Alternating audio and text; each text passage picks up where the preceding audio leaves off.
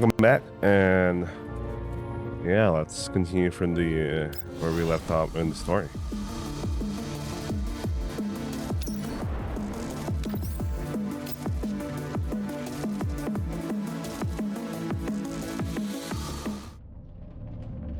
Kuklai and Mikti continued to shelter from the storm within the ruined building. Kuklai attempts to contact their temporary base while Mikti rests in the corner. The persistent no signal notification dashes Kuklai's hopes of contacting the outside world. Can't contact the base and the other person. A hint of frustration arises as Kuklai thinks of them. In truth, she's glad she sent a message before she set off. A habit she's cut to these past few years before leaving for a dangerous assignment. 嵐の中は電波が悪すぎる。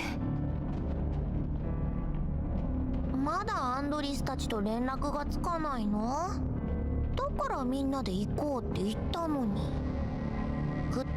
一緒に動いて不意をつかれて襲われて、ここで全員仲良く遭難してた方がいいっていうの？臨時拠点のソファーが恋しいよ。はあ、今頃二人とも座って休憩してんだろうな。彼女たちだって楽をしてるわけじゃないわ。デールがアンドリスのために組んだプログラムと外付け装備はどれもまだテスト段階。臨時拠点で調整するのは当たり前でしょ。あんたみたいなサボり魔と一緒にしないで。What's Kuklai's problem?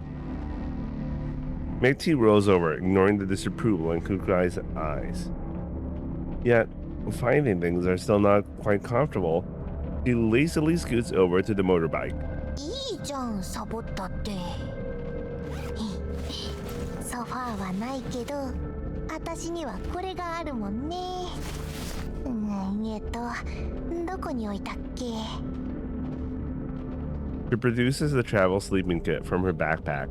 戦いは進歩しない割に、寝具は充実する一方ね。でしょでしょ？アンドリスと美容家が一緒に選んでくれたんだよ。快適さとコスパは文句なしだし、まさに戦場にうってつけなんだ。普段はこういう風に収納して、使うときはこう。Mikti smugly presses a button. Soon enough, a neck pillow and its cushioning are filled with air. 快適お手軽。あなたの旅のベストパートナー。広告の歌い文句だよ。試してみる？そうね。Okay, at least she was willing. Giving Mikti a frigid response, Kuklai aims her weapon and fires at the pillow's direction without hesitation. What's Kuklai's problem? No, seriously. The bullet zips past the pillow in Mikti's hands, and from behind her comes a shrill cry of an eland eating lead. Oh, okay, there was an eland.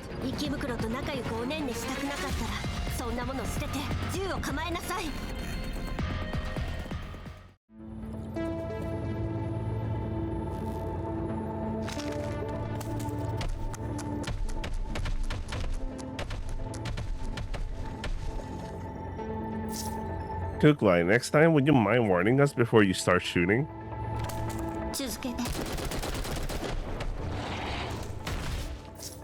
Cut the chatter and focus on the battlefield. Or else you'll be staying here to keep the Aylid's company.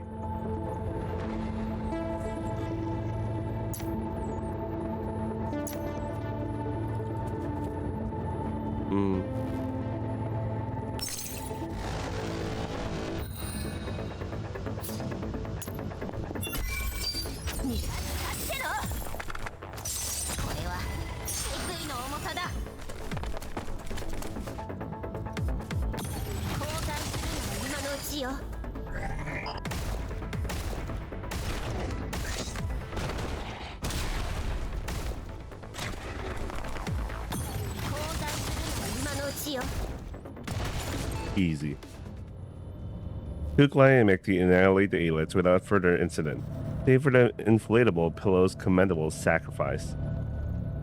Mekti crouches down and fiddles with the damaged pillow on the ground, sorrow written all over her face. 完全に壊れちゃってる。来るかい。さっきの絶対わざとでしょ。What's her problem? Paying no attention to Mekti's pitiful cries, Kuklai casts her gaze outside to find the veil of gravel and sand clearing up. コーラプスストームが弱まった。 She pulls up her comm screen as she speaks, and sure enough, the signal has been restored. Kuklai dials in a series of commands already committed to muscle memory, and an image of the call's recipient soon appears.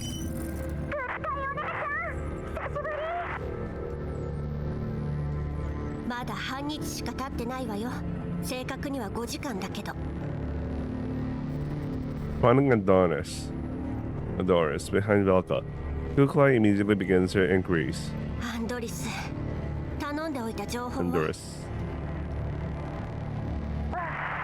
リバからの情報をもとに、この辺の闇ブローカーとブリーフのデータベースから詳細を調べてみたよ。残念ながらパリセンスに関する記録はなかったけど。続けて。環境データについてはリバの情報とはかなり違ってた。特にここ半年から1年の間は環境汚染が大きく進んでいて、他のレッドエリア周辺よりもコーラップス放射線量が高くなってる。ブリーフの記録によれば、この地域に入った賞金ハンターが次々と失踪してるせいで、なかなか情報が入ってこないみたい。ロレンの浄化作業執行部門もこれが原因でデータ更新が遅れてるんだと思う。 Wait, I need to pause for a little bit. Okay, I'm back. ええ、私たちの調査結果と類似するわ。それと私とミスティが武装した不明勢力に襲われて。襲われた？お姉ちゃん怪我してない？どういう意味？あ、そのお姉ちゃんの実力を疑ってるんじゃなくて、そう、頼りがいのないミスティが足を引っ張ってるのが心配で。 What's Belka's problem? 頼りがいがなくて悪かったな。 The Dashan overtakes Mekti's countenance, remains of her pillow clutched between her arms. まあまあ、美容家も黒海隊長が心配なだけだから。大きなお世話よ。今回の襲撃が404を狙ったものかはわからないけど、この依頼予想以上に困難な気がするわ。アンドリス、集めた情報を転送して。はい、黒海隊長。それと As the data transfers, Kuklai pulls up an area of the surroundings and selects a settlement. 今座標を送ったけど確認できる？この辺かなり電波が悪いから通信を維持できるようデールに何とかさせて。うん、分かった。デールは今追加装備の調整中だから終わったらお願いしに行くね。あの役立たずなら今は壊れた空気枕に夢中よ。 What's her problem? Kuklai gazes at the still crestfallen Mikti, with a mixture of exasperation and concern in her eyes. この時のためにわざわざ用意してたんだもんね。 I like Adonis. To chill. まあいいか。今度ミスティが余計なものを買おうとしたら絶対に止めなさいよ。特にあんた、アンドリス。今度から気をつける。 Adonis nods with a gentle smile on her face. 本当に反省してるのかしら。それじゃあ切るわ。もたもたしてないで嵐が止んでるうちに出発するのよ。やったー、お姉ちゃんに会えるのが待ちきれないよ。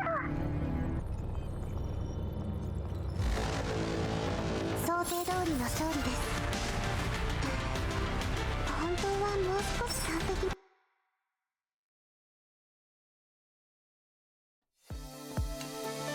ほらアンドリス、早く早く早く早く、お姉ちゃんが待ってるんだから。 Belga anxiously taps her feet, attempting to hurry up Adonis's file transfer. 慌てないで、もう一度データをチェックしなきゃ。人口動態調査報告にここ10年の地図データ、近隣地域の生きムクロおよびブージャムの目撃証言と、アンドリス、いくら容量があるからって全部のデータを持っていく必要はないだろう。 Oh, yes, a VA. お前と美容家には受信増幅装置をつけといた。ちょっとやそっとで通信が途切れることはない。必要ならオンライン上で転送すればいいさ。クルカイ隊長が通信状況について念押ししてたからちょっと心配で。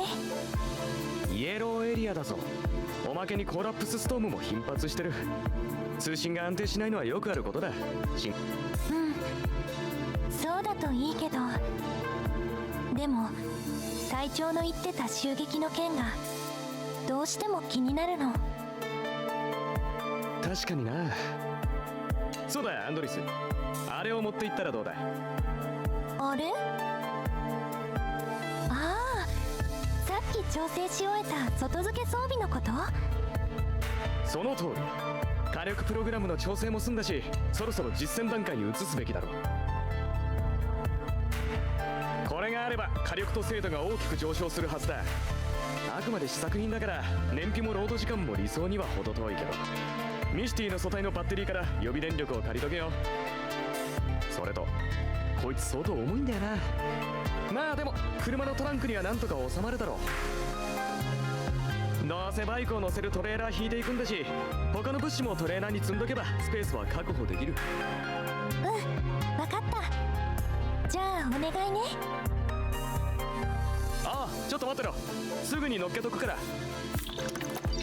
Gear returns to the control panel and begins a series of operations. ああ、そういえばミシティに新しい安眠セットを持っていかないと。There's a lot of pronunciation for Rishi. Rishi. I really don't know how to pronounce her name. I like how Andoris is the one who's enabling Rishi. 美容家、倉庫から取ってきてくれる？ Bielka. なんでよ。隊長はこれ以上買うなって言っただけでしょ。これはもう買っちゃったからね。うわ、アンドリスがミシティの影響でグレちゃってる。仕方ないな。取ってきてあげるから急いで準備してよね。はいはーい。エールもだよ。分かってるよ。アンドリス、車はスタッフがチェックし終えた。このデータさえ転送すれば出発できる。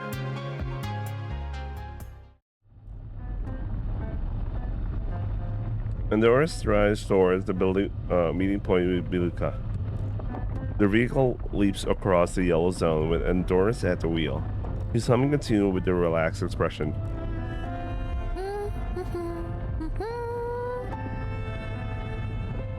えアンドリス、確かにお姉ちゃんには早く会いたいよ。でもそんなに飛ばさなくても。早すぎちゃった？ As she speaks, the jeep flies up a small incline. Bielka holds on the handrail for dear life. 普段はのんきなくせになんでこんなに運転荒いのよ。イエローエリアだもん。衛星都市やホワイトエリアよりも走りやすいから私でも簡単に操縦できちゃうの。ほらこんな風に。 He smiles and slams on the accelerator as the jeep piles through a small inlet on its way. のんびり運転できて楽しいな。My own chance casually committing mass murder. そうなん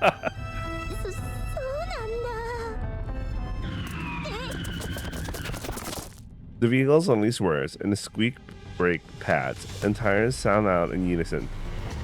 A series of bullet holes suddenly appear in the vehicle's original pad, sending up great clouds of dust and sand.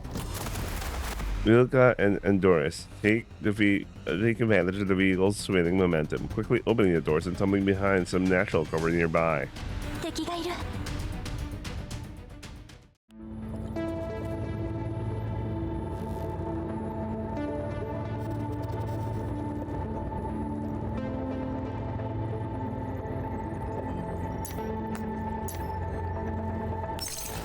I guess that support unit thing was a meme for a couple of episodes.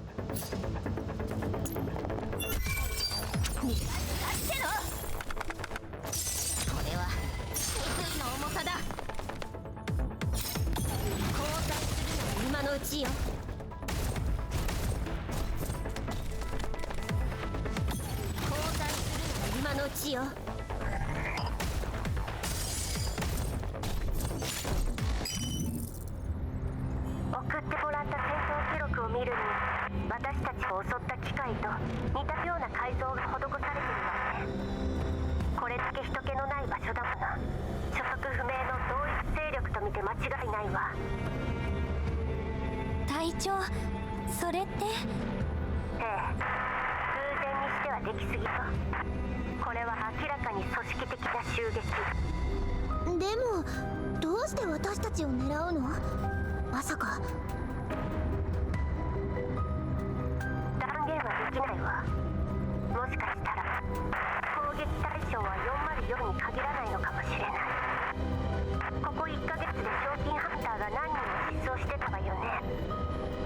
つまりそれらは環境から来る事故ではなかったと。これも推測に過ぎないけどね。でもよくするに越したことは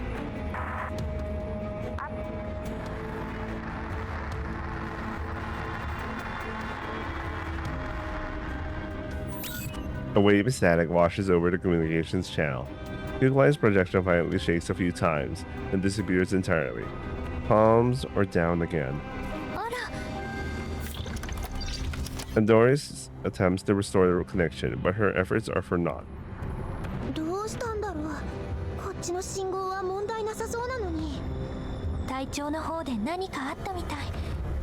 またコーラプスストームが強まったのかも。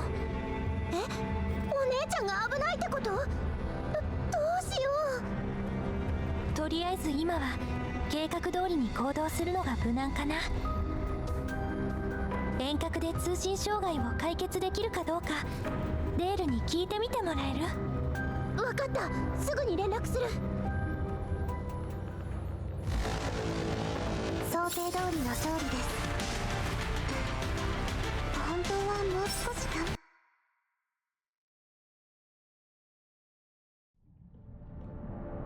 アンドリス、聞こえてる？応答せよ、応答せよ。無駄だってば。また信号が途切れたんだよ。なんなのよこのゴミは。あの闇ブローカーども、短期レンタルは月額の数倍、月額は年額の数倍せびるくせにいい加減なネットワークよこしやがって。金はもらうが仕事はしない。相当なベテランだよね。羨ましい。Mickey stretches with a deep sigh, her face full of envy. 任務が終わったら改めてクレームしに行ってやろうじゃない。うわ、顔怖。お、見て、ストレス発散にちょうどいい相手が来たよ。前と同じタイプの機械だけど面倒ね。あんたも解説者気取ってないで降りてきて戦いなさい。ねえ、全部片付けるの？さすがに多勢に無勢じゃない？高機動と遠距離ユニットを優先的に撃破して隙を見て撤退するわよ。美容家たちと合流するまで深入りはしないで。余計めんどくさいよ。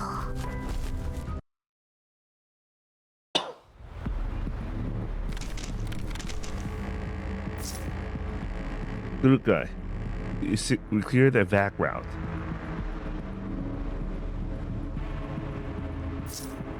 Yes, of course. Stick to the plan. Focus on taking down high-speed and long-range units first. Proceed to the evacuation zone.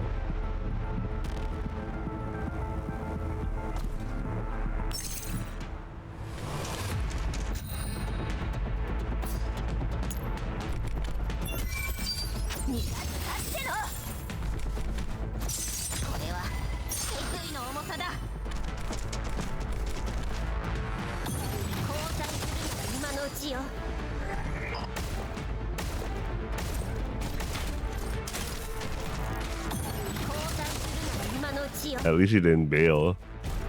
Like, oh wait, I think she is bailing. She's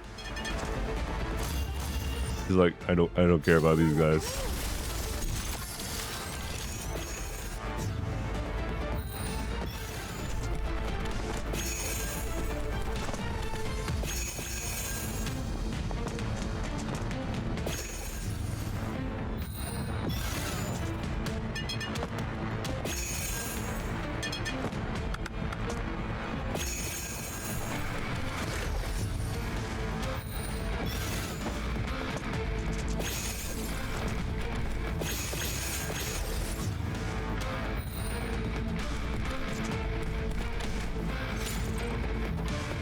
Quickly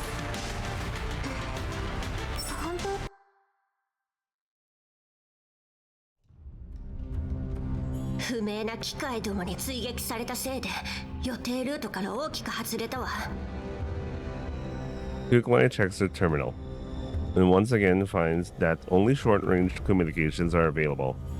Long-range comms are still down. 話は収まらない。信号も途絶えたまま。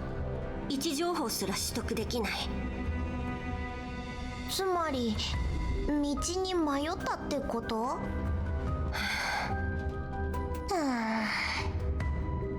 やっぱりパラデウスが絡むとろくな目に合わない。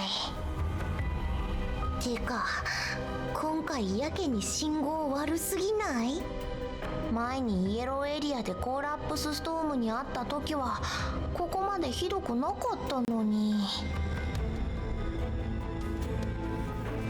Kuklai vigilantly monitors the surrounding environment in order to meet T.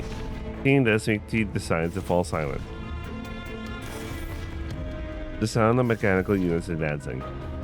Kuklai makes a hand signal, gesturing for Miti to dive into level 2.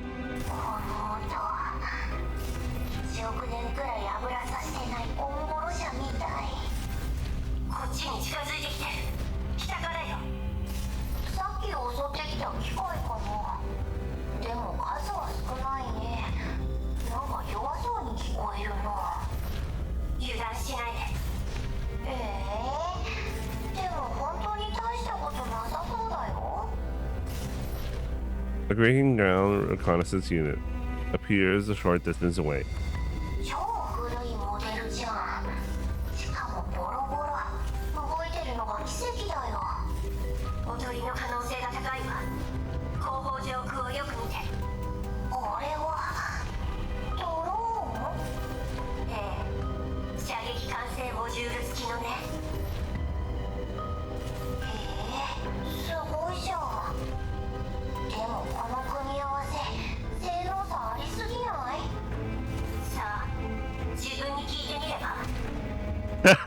That's so mean.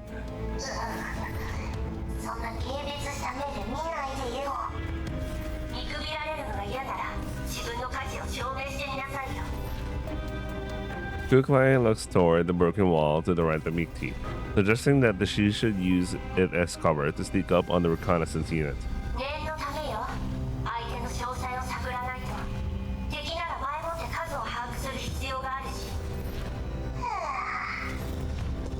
Mikti perks up with a sigh, reluctantly moving right towards the cover. The scouting units are approaching as she moves.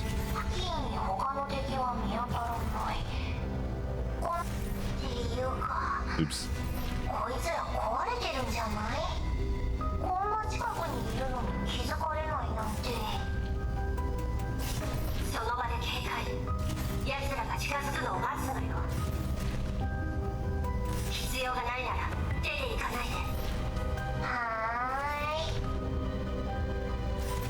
Mikti props up against the cover, using sound and environment to track the enemy movement. The joints on the ground mech creaks rhythmically. まるで老人の朝練じゃん。 The ground mech stops abruptly, as if its power has been cut. あれ、音がやんだ？壊れたんじゃないよね。何してるの？隠れてて。 But Kuklai is too late. Just when Mikti tries to shift herself for a better view, she conveniently exposes herself to the ground mech's sensor.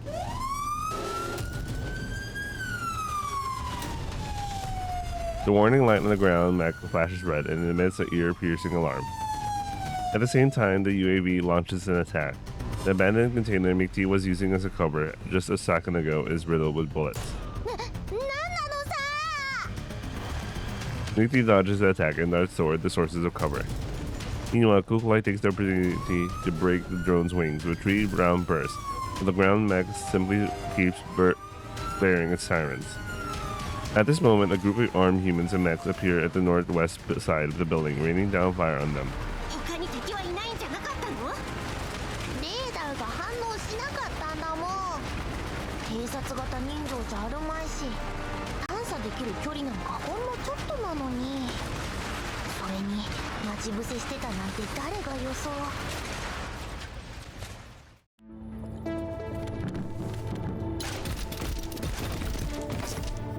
Are you deliberately exposing yourself to give the enemy a target?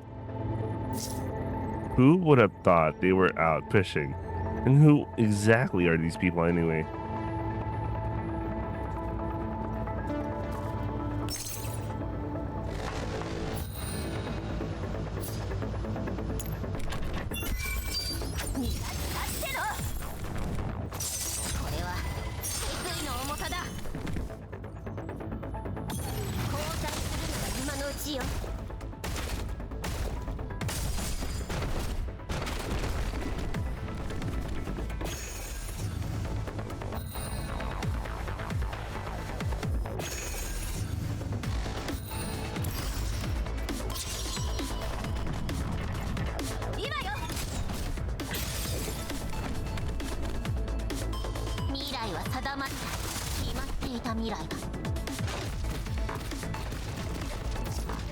Kuklai, they got more reinforcements.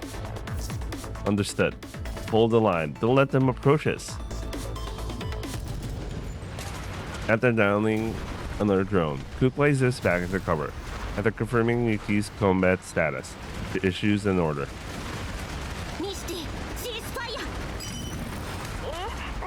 Cease fire. Just as Vicky rolls over to some nearby cover and puts her gun away in disbelief, a booming male voice comes through a loudspeaker from behind cover on the opposing side.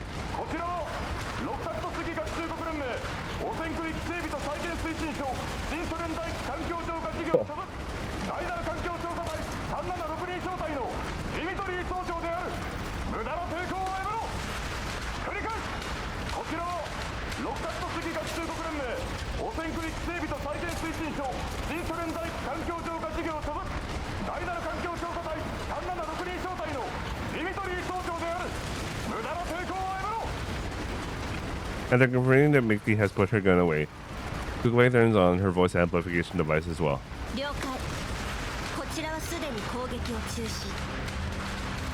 Upon hearing Kukulai's response, the opposing party immediately seizes gunfire, but both sides remain ready to resume hostilities.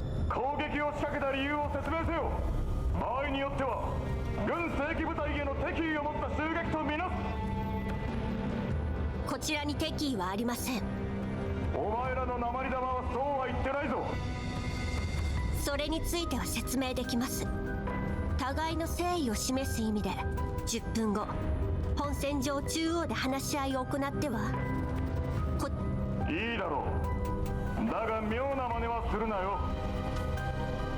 The voice falls silent. Mickey has retreated from the front, gazing at the other side of the battlefield with visible concern. Armed forces are recuperating after the combat. なんでロレンの人が。やばいよ。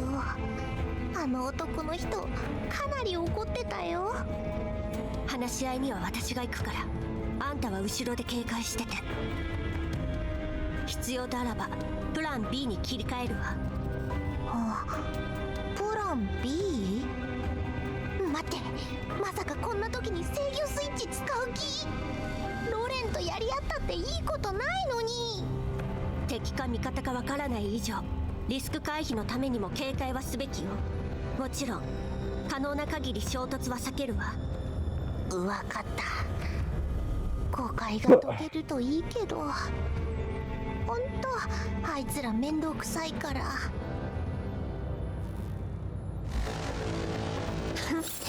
404を敵に回したのが運の尽きよ。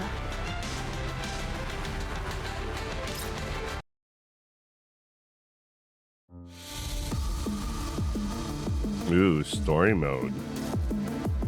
Nice.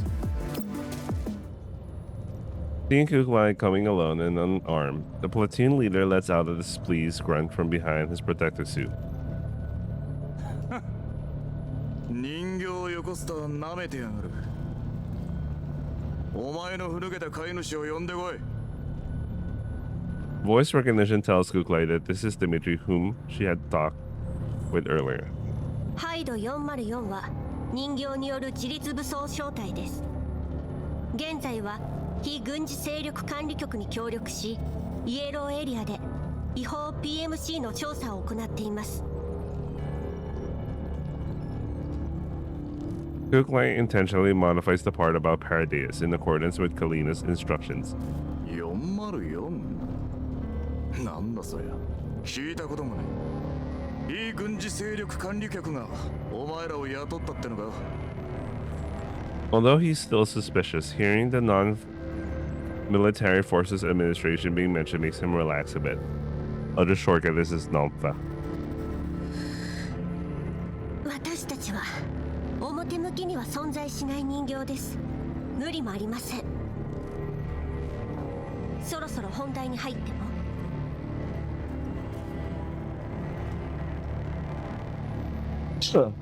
いいぜ、本題に入ろう。 Dimitri takes a look at the radiation detector and ensures the reading is within safety limits. He then pulls the protective hood out of his head, revealing the face of a middle-aged man with an angular jawline. Years on the battlefield and years of desert wind have left their marks on his face. 相変わらず窮屈な防護服だぜ。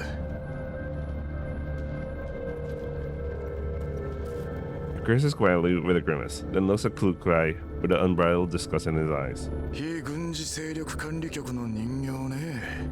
それにしちゃ戦場のマナーがなってねえな。素性も確認せずに攻撃しろって奴らに教わったのか。こちらは今まで所属不明の武装勢力から連続して襲撃を受けました。そちら側の偵察用機械兵器にはロレンの識別マークがありません。こちらの攻撃はあくまで自衛です。おい、頭がショートしちまったのか。所属不明の武装勢力なんざこっちは見てないぞ。信じるかどうかは自由です。遭遇しなかったからといって存在しないとは限りません。それに先に攻撃してきたのはそちらのドローンです。私たちはやむを得ず迎撃したまで。ドローンはプログラム通りにしか動けないが、お前らもそうだったとはな。おっと忘れてたぜ。人形ってのはアルゴリズムなしに動けないんだったな。命令に従うだけのガラクタだ。 Alright, welcome back to our racist hates robots.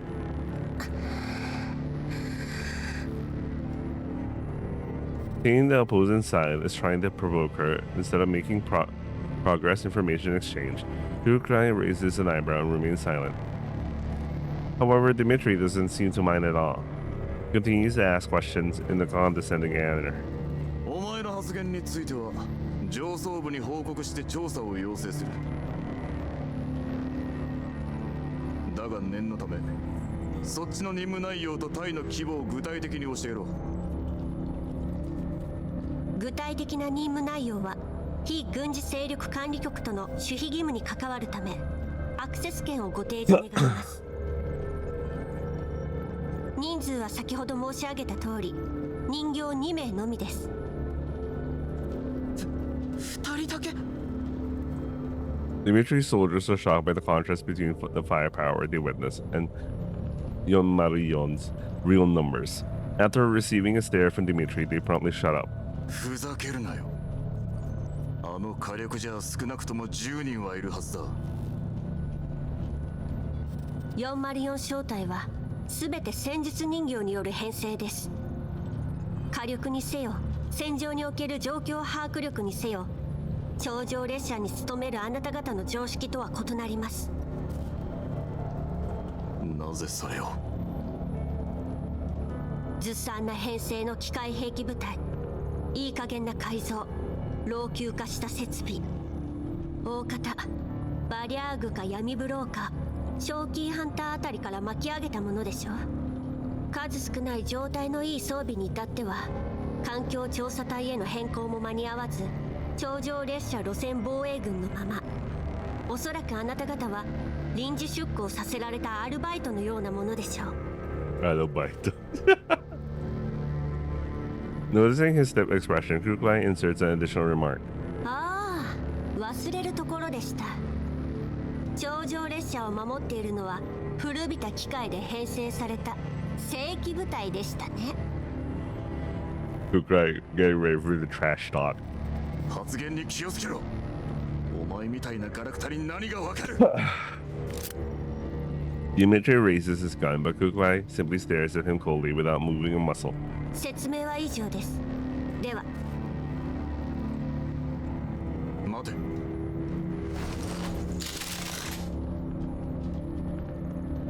Just as Kuklai turns away to leave, Dimitri shouts for her to stop. The soldiers raise their gun and aim at her. 何か？仮にお前らが管理局のものだったとして、こっちの損失はどうしてくれんだ？こちらも同様に貴重な物資を消耗しました。この件は双方に責任があります。言い逃れする気か？いいえ。だったら弁償しろよ。こいつらの装備はな、全部俺が苦労して手に入れたもんなんだよ。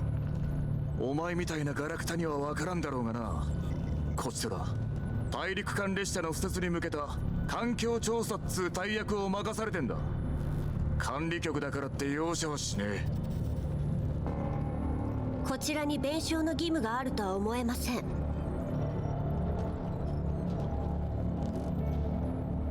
Facing Kuklai's unwavering attitude, Dimitri takes out his communicator.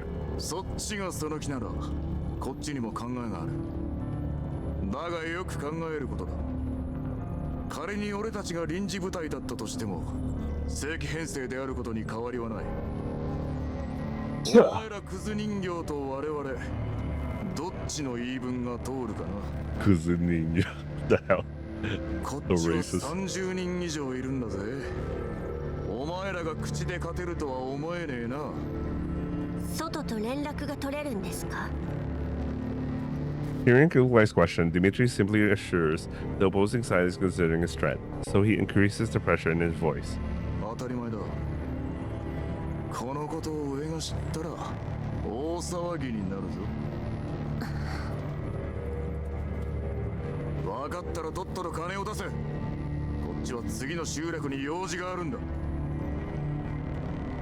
お金の代わりにそちらの作戦に協力するというのはどうでしょう。この劣悪な環境はあなた方の手に余るはずです。404の戦闘力は見ての通り。Dimitri did not expect this reply. He sizes up Kuklai. 何が目的だ？目的などありません。ただ現地部隊との不必要な衝突は避けろと言われていますので。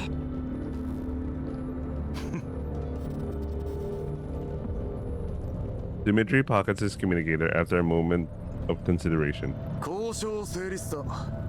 だが余計な真似はするな。おとなしく命令に従え。いいな。エリア通信チャンネルは1人03蓋だ。設定しておけ。この辺はジャミングを受けやすい。本体とは2キロ以上離れるな。無駄口が少ないといいけど。Trash talk. 安心しろ。お前らには聞く権限すらない。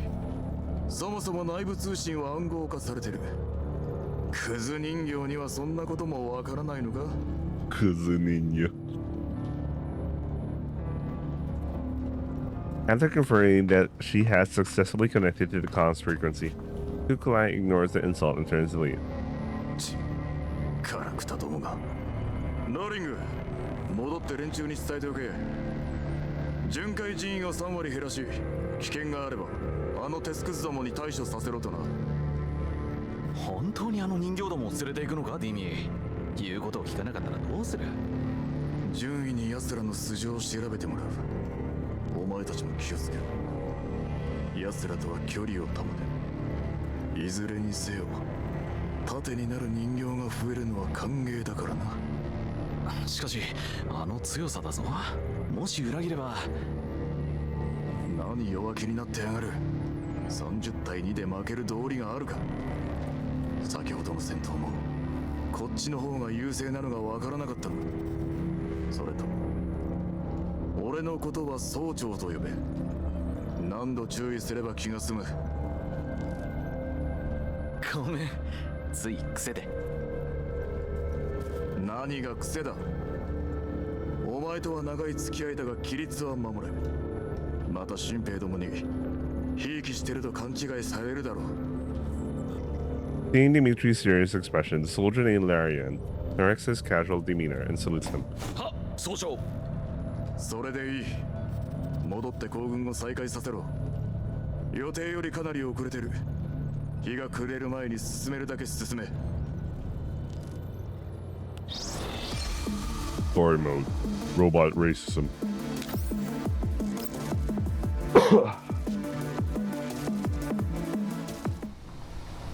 パラデウスを探してたかと思えば、今度はロレン調査隊の手伝い。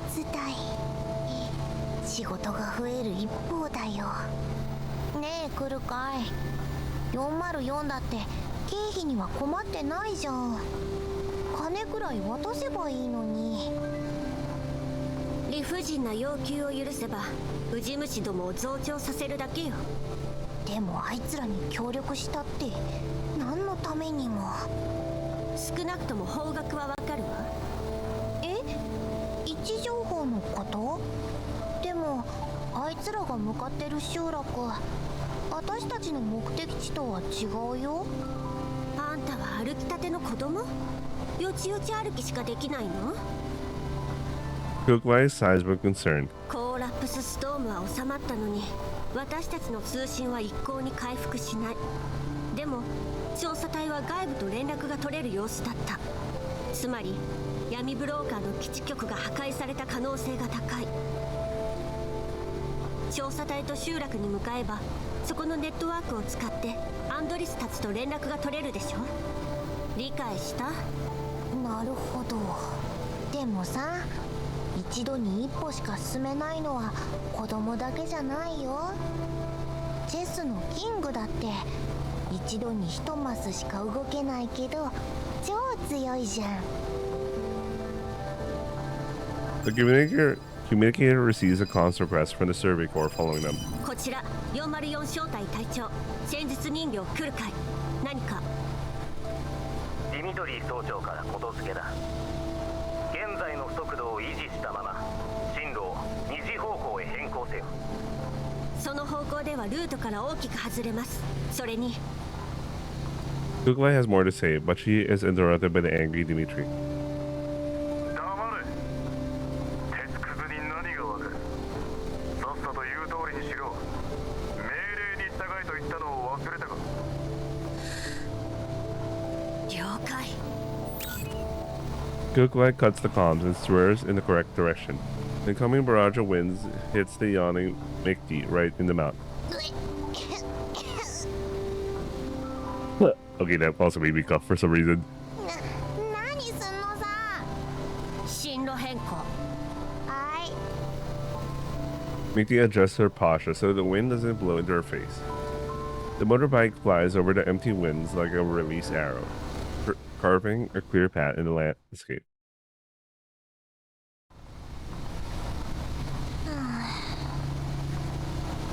は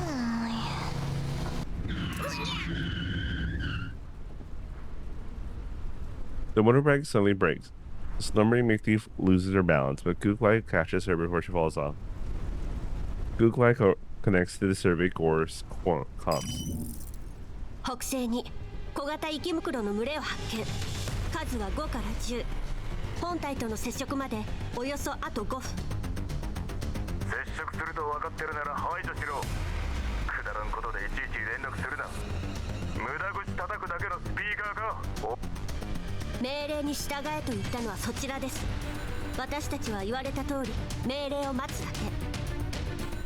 Upon hearing this, Dimitri utters something under his breath, but it's too quiet for Kuklai to hear. After a short moment, he responds with an impatient tone. The comms are abruptly cut. With a stiff expression, Kuklai parks the motorbike against a nearby boulder. 仕事よ。降りなさい。Yeah, he realizes he's a dumbass who didn't think about his orders clearly enough. Deploy sport. Not that we need it, but like, okay, that's offered.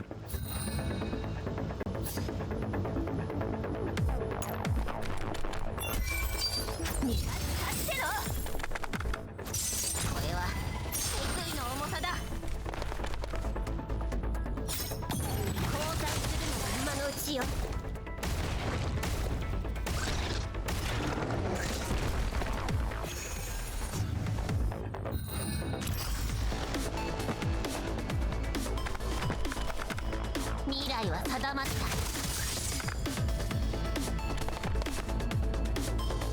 ハンデを当てる。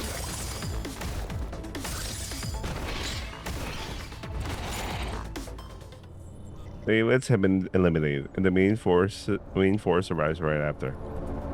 Under Dimitri's orders, the troops stop to collect samples from the elite courses as part of their routine. 到着しておきながら高みの見物とは、ロレンの軍人は随分と勇敢なんですね。この程度で応援が必要ってんなら、グリーンエリアで窓拭きでもした方がマシだな。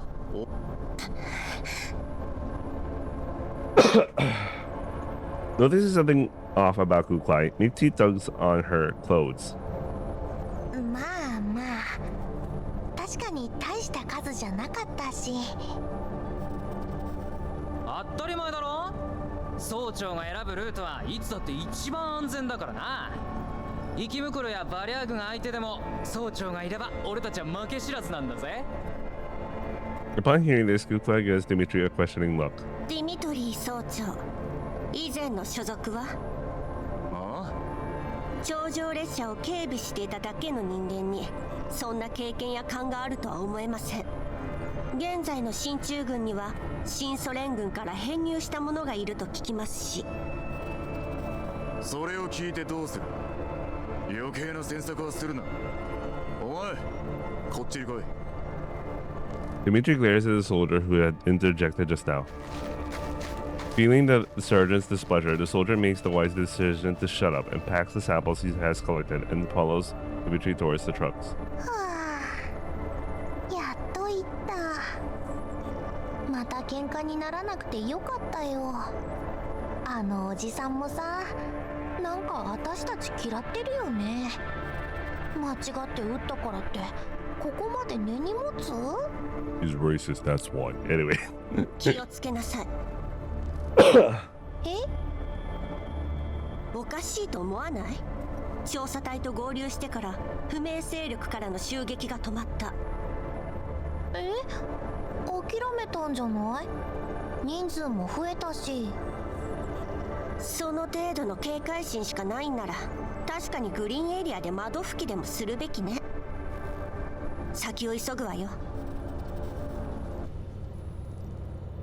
Well, technically, Mickey is, 勝利の勝利です。 her doll line was originally maids, right? 本当はもう少し完璧に終わらせられたはず。 Like literal cleaning robot maids.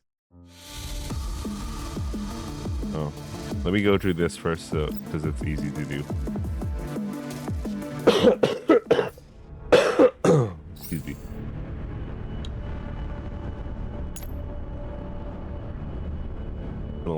support.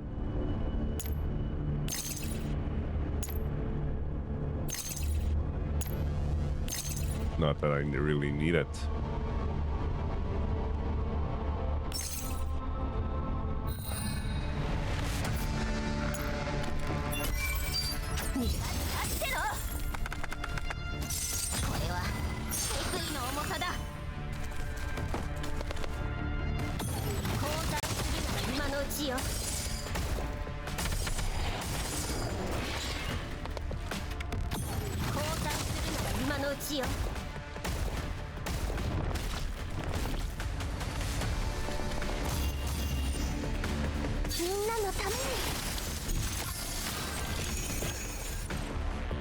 なんてことない勝利だが、休む理由にはちょうどいいだろ。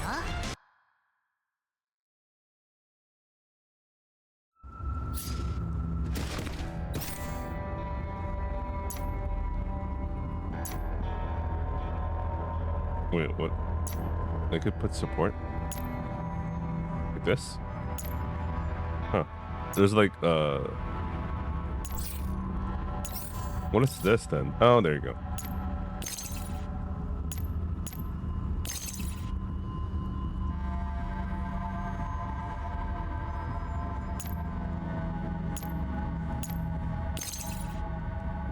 Oh, okay. My brain's dead. There was the button down there.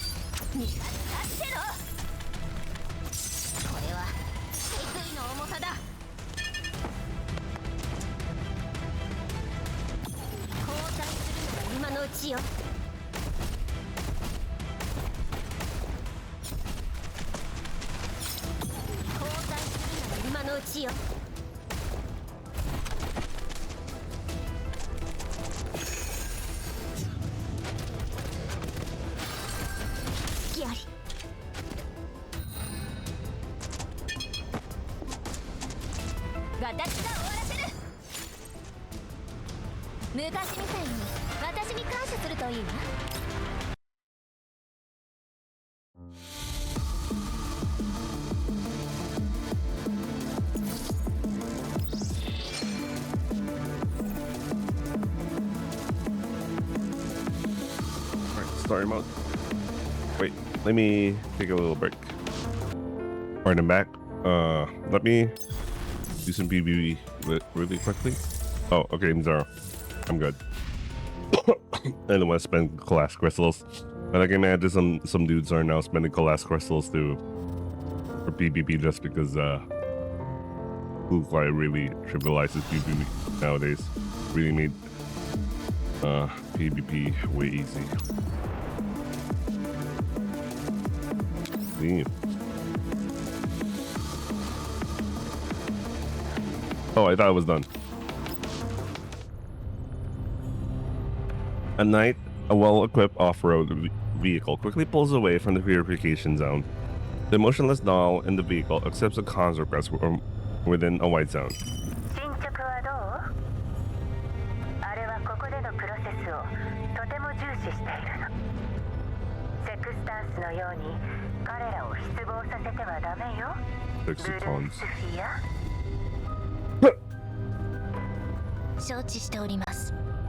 ですが報告によれば状況にやや変化が。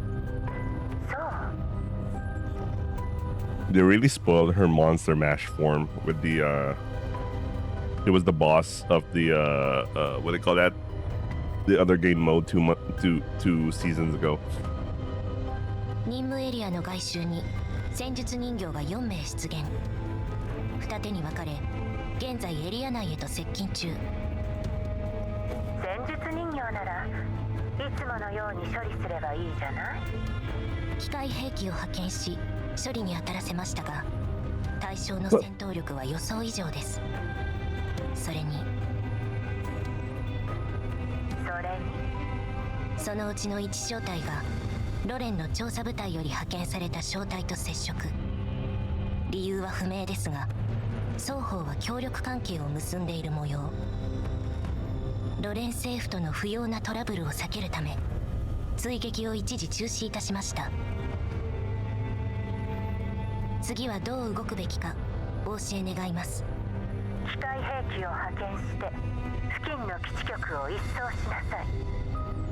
ここ一帯を無信号エリアにしてから一斉に排除するのよ。かしこまりました。Blue Spear nods quietly. These orders are familiar to her. It has always been the case that once these orders are transmitted, one dead zone appears after another, becoming graveyards in the contamination zone. それから As if to intentionally emphasize the moment, the doll on the other side of the comms makes a pause. 内通者の情報によればロレンの浄化作業部門が目標エリア近辺の路線防衛軍に増援を要請したらしいわ。おそらくあなたの観測した部隊がそれでしょうね。だから急がなくちゃ。ここでのことが気づかれる前に。承知いたしました。パラデウスの引き上げはほぼ完了し、残るは例のものの追跡回収のみ。現在目標エリアへと向かっています。任務は時間通りに遂行されるでしょう。ブルースフィアに任せて正解だったわ。あなたのことつい応援したくなっちゃう。そうね、せっかく頑張ってくれてるんだもの。後で増援を送ってあげる。着いたら連絡が行くはずよ。かしこまりました。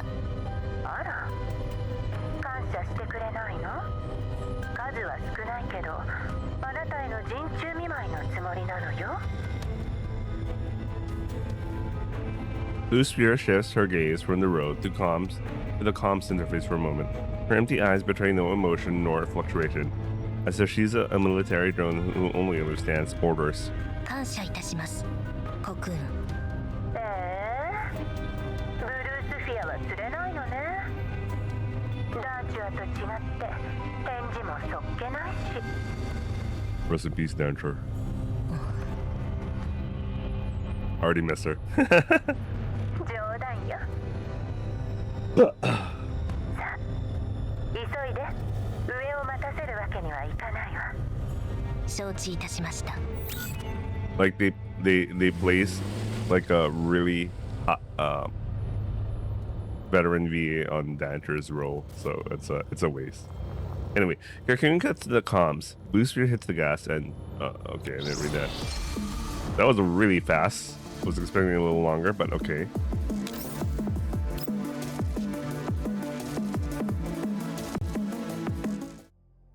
Under the setting sun, the Elmo moves forward, still a long distance from its target. Over the years, whenever darkness falls, the past comes rushing back to me uncontrollably. Give me a second. Sorry, I have to sneeze. This is why I detest the night. The Mephisto agreement and the unending work of a bounty hunter isolate me best from the world's maelstrom, both in time and space. Despite the hard work and isolation, they are like a calming tranquilizer. They make friends with alcohol, pulling me into slumber. Yet, a white nightmare does not fade. It has caught up with me, making it difficult to confront the choices I made in the past. A million reassurances, and rationalizations fall flat in the face of this. The contact with the devil has since changed. I will not run, but am I truly ready? The comms terminal interface shows a recent message from Kukai, as well as messages from before. One after another, the message repeats the same thing. Where are you? Where am I? I never answered this question in my head or to them. To say the truth, I often struggle to fathom where I am in this world.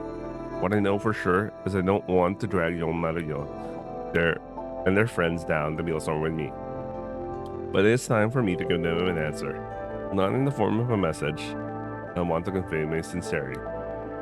All these years, as I've tried to pull farther and farther away the point of Aphelion, he has sought to be closer to me. Aphelion.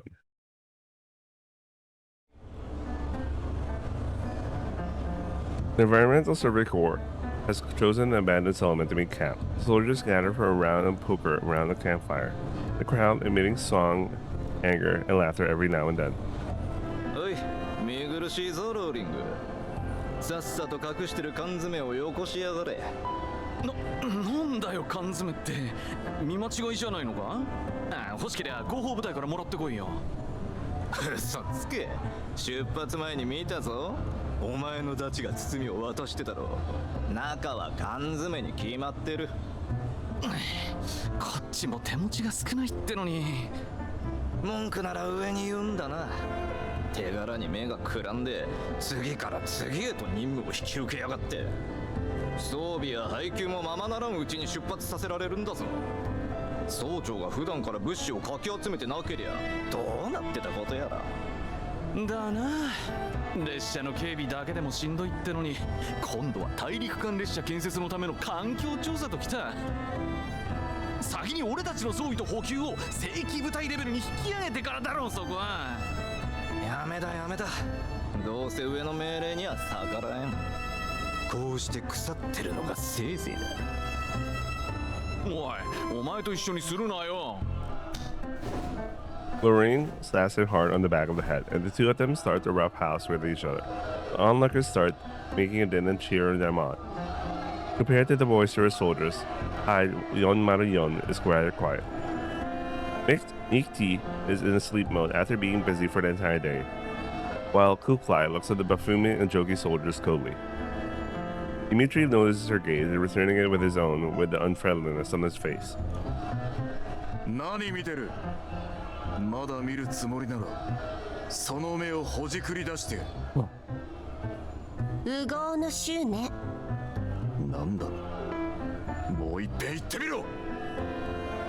Dimitri straightens up, putting his ball down. 汚職、賭博、恐喝、任務にも消極的。チンピラと何が違うの？急ぎの任務だとか言いながらキャンプじゃ堂々と休んでるじゃない。極つぶしと呼ばないだけ感謝してほしいわ。鉄くずに何がわかるってんだ。いいか、人間はな、不眠不休の無能と違って肝心な時に頭と体が働くよ。休める時に休んでおくもんなんだよ。While speaking, Dimitri gestures toward his temple, giving her a provocative look. 脳みそに電線しか詰まってねえんじゃ確かに休む必要はないな。尻尾振って命令を待ってりゃいいんだからよ。気楽なもんだ。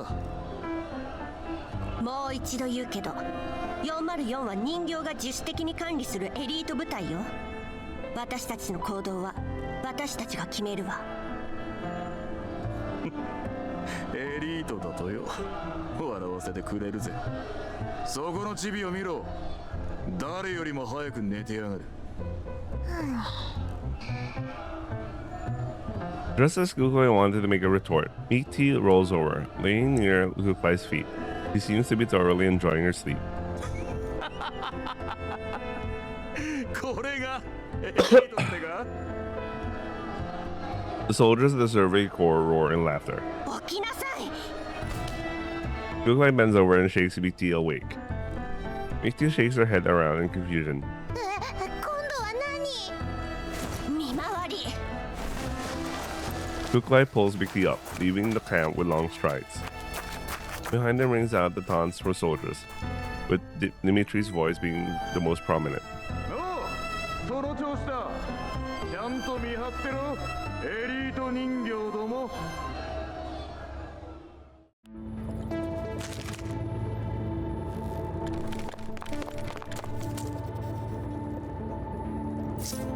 Even the aliens are sleeping. Why are we still working so hard? Look like, can we just report back to camp and then go back to sleep? Not good. Get ready for battle and wipe them out.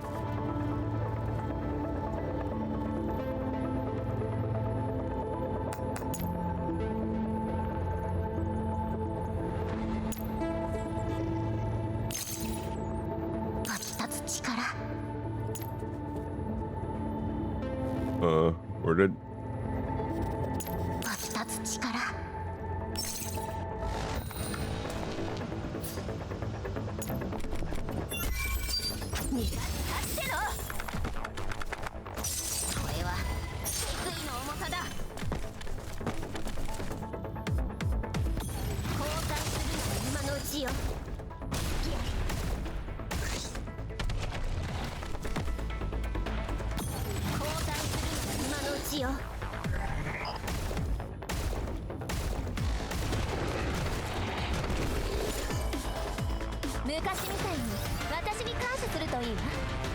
I like the pearls on the dress.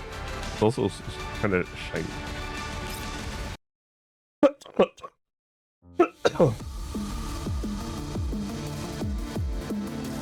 Starting with again.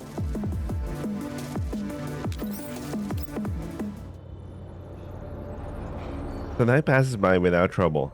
After a couple hours of movement, the formation finally reaches the target settlement. 協力関係はここまでよ。約束通り404への責任追及は放棄してもらうから。お前らの飼い主に伝えとけ。部下の教育がまるでなってねえってな。Dimitri raised his hand impatiently before leaving with the soldiers. リバとカリーナに迷惑かけちゃったかな。404が表向きに存在しない部隊でよかったよ。じゃなきゃ今頃軍法会議に突き出されてたかもね。リバは404の一員よ。後始末も仕事のうちでしょ。Then why is she going back to battle, according to CN? 確かにね。で、これからどうするの？ここの住人からネットワークを借りるわ。はいよ。じゃあ適当な場所探して寝てるね。昨夜はほとんど寝てないし、今朝も早起きしたから。Seeing Mithy rub her eyes and attempts to step away, Kuklai grabs her with haste. 引っ張らないでよ。ネットワークを借りるのに2人もいらないでしょ。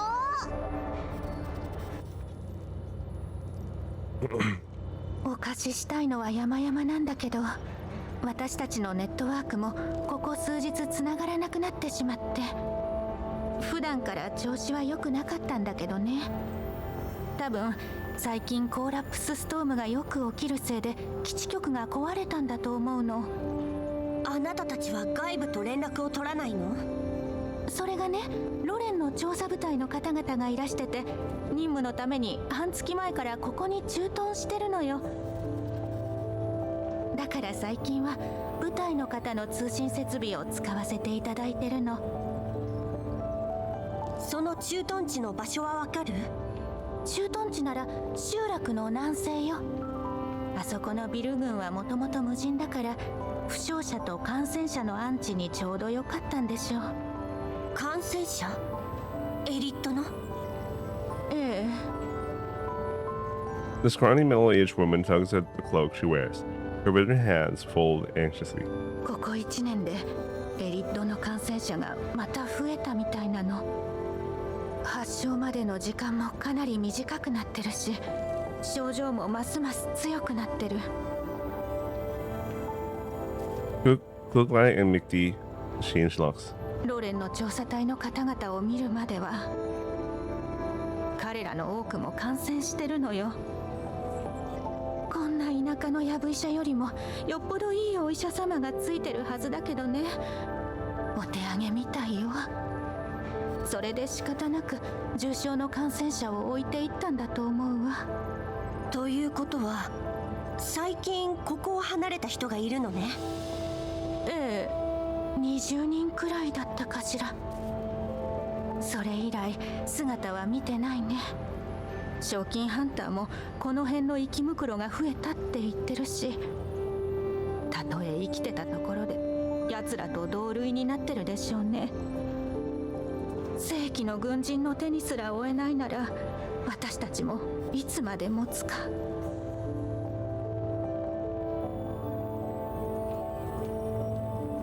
She bites her lip, unable to continue the topic. ごめんなさい。子供の世話があるから。分かったわ。ありがとう。 The woman nods and closes the old, worn door. ひえ、ここらの闇ブローカーの基地局もろすぎない？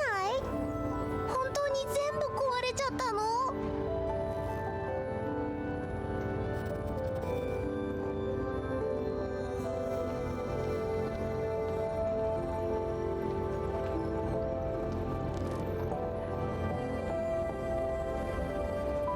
来るかい？どうする？静的マップで合流地点を確認できるわ。そう遠くない。ここから約 1,2 時間の距離ね。危険すぎるよ。今は静的マップしかないんだよ。またあの機械どもに襲われたら絶対道に迷うって。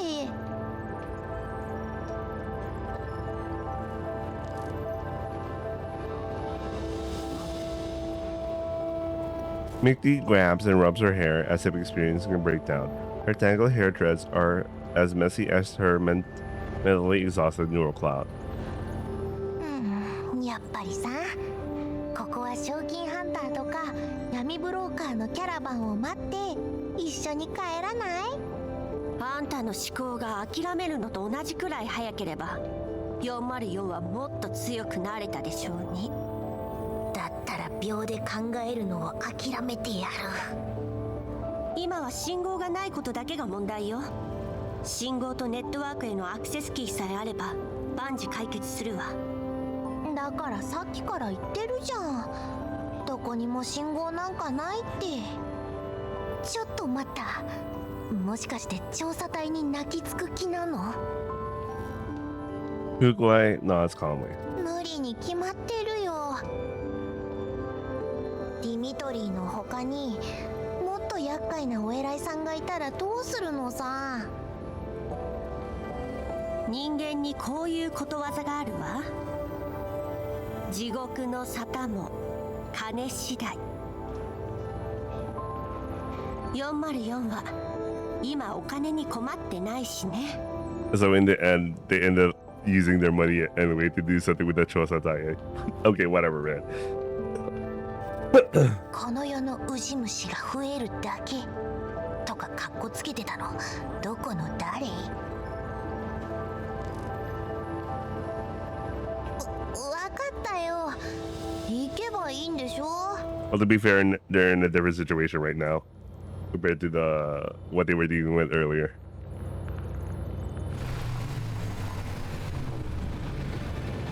Kukulai and Mikti arrive near the complex, situated on the southwest side of the settlement.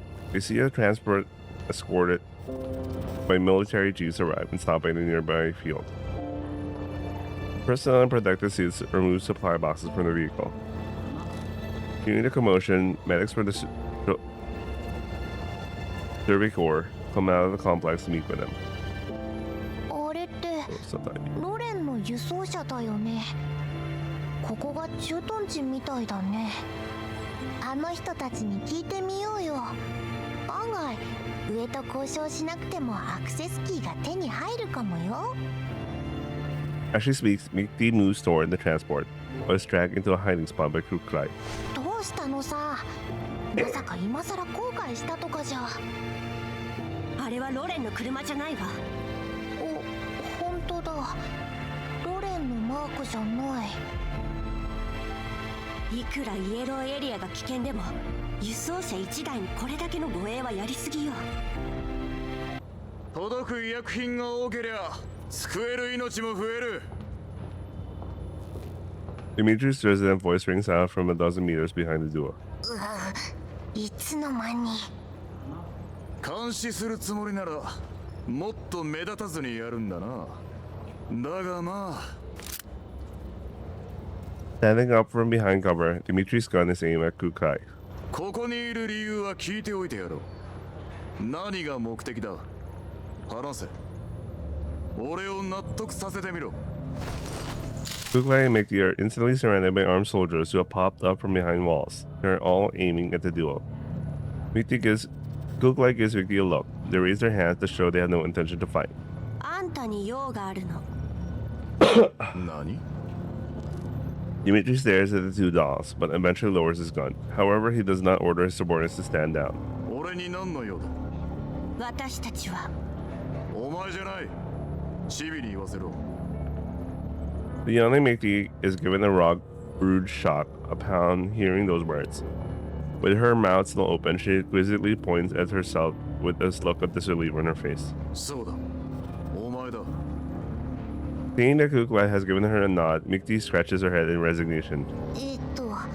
その。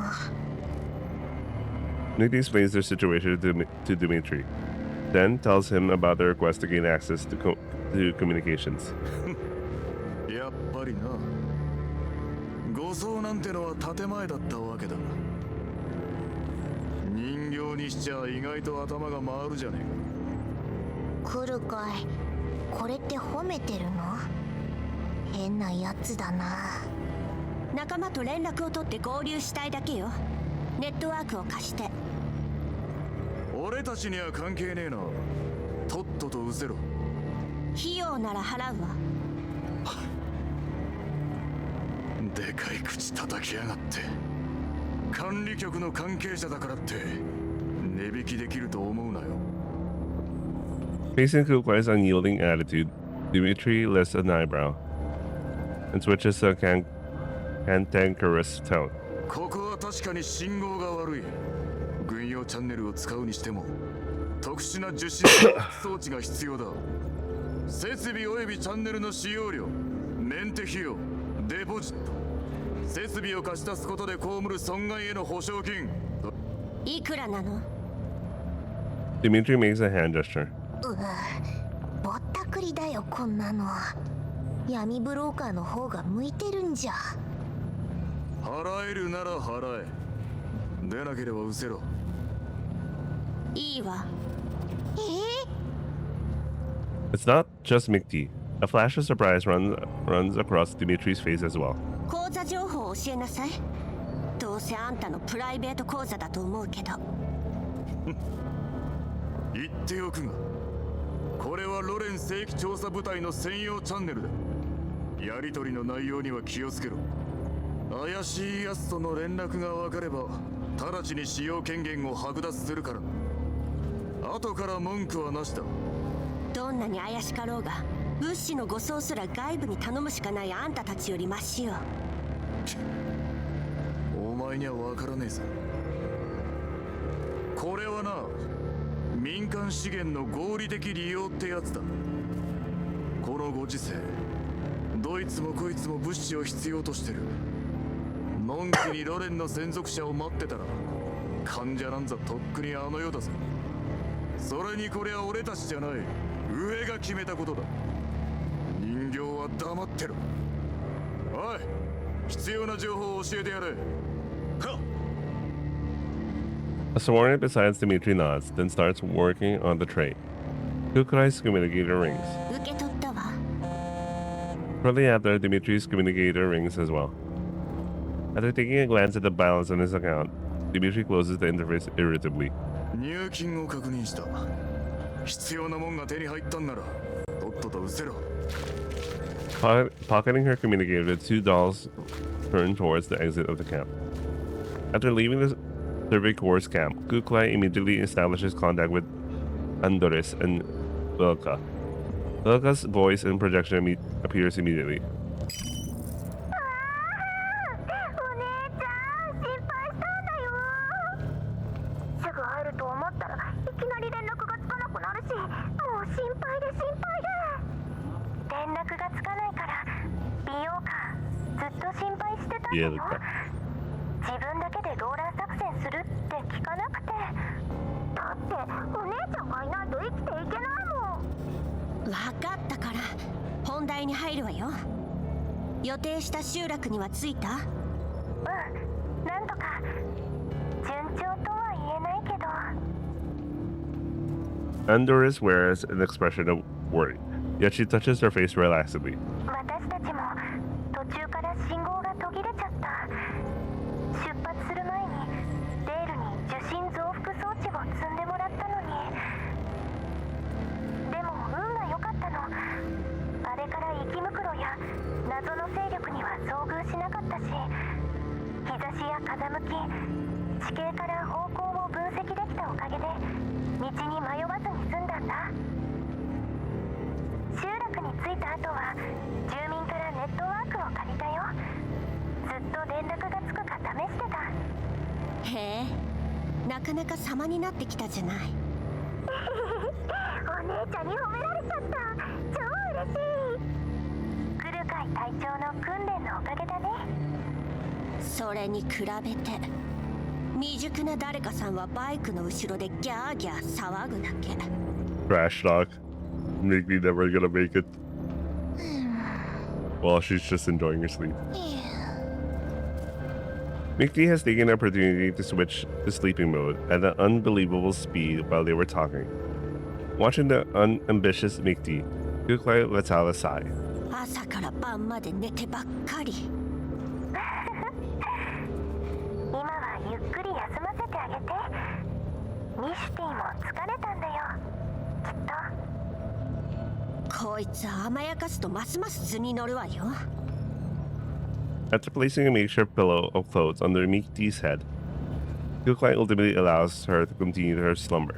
アンドリス、ビオカ、今送った座標まですぐに来て。ここの調査隊の様子がおかしいの。辺りの環境変化やパラデウスの行動と何か関係があるかもしれない。私とミシティはこのまま調査を続けるわ。うん、分かった。それとこれについて調べておいて。 Kuklai sends over footage and the images she had taken over to Andores.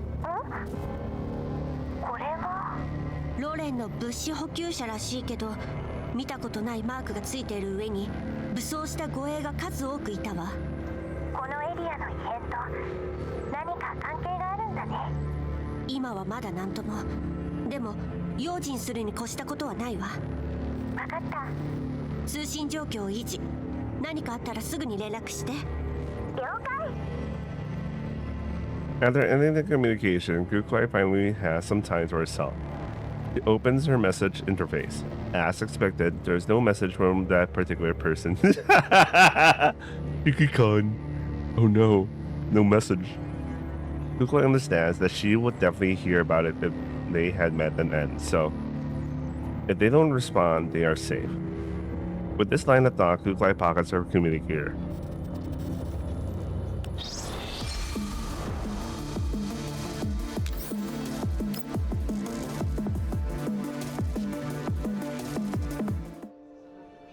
With Andor's information, Kuklai can confirm the underground brokers network used by Yomarion was completely down, so she decides to contact Dier for an arrangement. After communicating with the situation with Dier, he unexpectedly bears a face of resignation. 闇ブローカーのネットワークが完全に死んだか。ああ、ジャミングについてはアンドリスから聞いた。それでどう解決するの？今まで404が汚染エリアで使ってたのは闇ブローカーの提供したネットワークだ。俺の専門は人形整備、基地局の修理じゃない。しかも奴らの建てた基地局は長年ほったらかされたままだ。俺に何ができるってんだ。なんですって。そんな怖い顔で睨むなよ。それがどうとかよりも、そもそも今回の目的地がレッドエリアに近すぎるんだ。環境が悪ければ往来も少ない、人がいなければ収入もない。闇ブローカーがメンテを怠るのは当然だ。だったら奴らに修理させなさいよ。とっくにそうしてるよ。あいつらの性格はわかるだろ。修理依頼の返事に1ヶ月、修理に取り掛かるまでさらに1ヶ月。料金の上乗せ、それが技術サポートで解決できないか、もう一度交渉してみるよ。先に言っとくけど、いつ復旧できるかは誰にもわからないからな。それまでは調査隊のネットワークでも使っとけ。The thought of having to continue cooperating with those soldiers irritates Kukai. At this moment, a comms request for Andorus appears in their visual interface. とにかくどんな手を使ってでもネットワークを回復させるのよ。闇ブローカーが私に会いたいのなら話は別だけど。おお、怖っ。悪いけど用事があるから、それじゃ。Kukai switches over to Andorus communication comms request. Sounds of gunfire and roars of ill can be heard through the comms. 隊長、生き袋が大量に出現したの。応援をお願い。お姉ちゃん助けて。ハンドリスの運転でも潰しきれないよ。了解。進路はそのまま。位置情報の共有を怠らないで。私たちが到着するまでできるだけ戦闘は避けなさい。了解。了解。After confirming their coordinates, Kukai secures the sleeping Mickey on the motorbike's back seat before hitting the gas. Driving on the open winds, the bumpy ride finally manages to wake up Mickey. 私は誰？ここはどこ？てか、何このシートベルトの締め方？文句言う暇があったら前の池袋を撃って。なら先にほどいてよ。これじゃ動けないよ。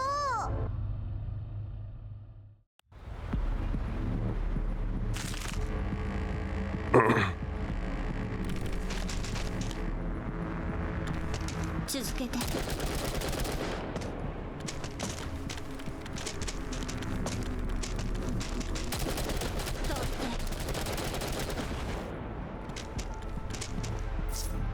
Move quickly, and towards the team need your support.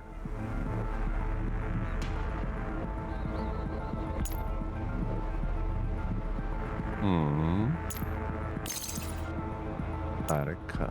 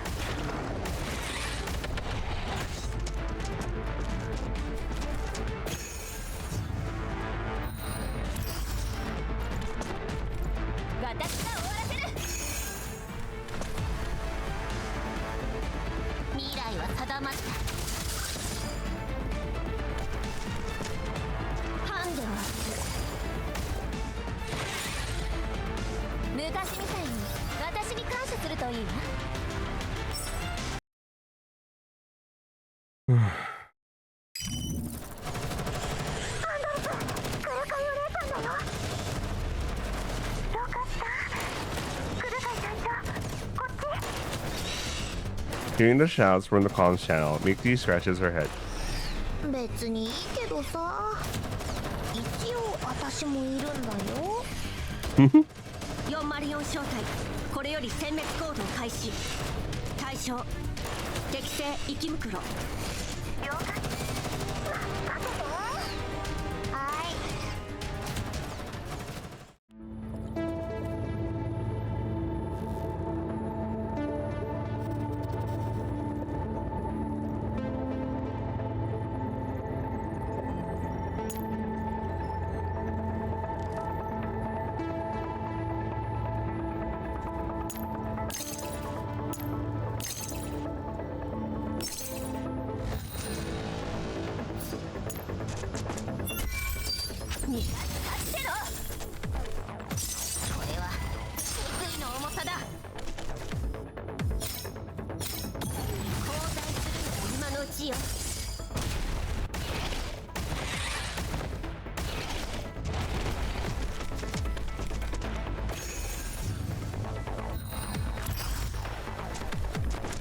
ごめん。私が終わらせる。未来は定まった。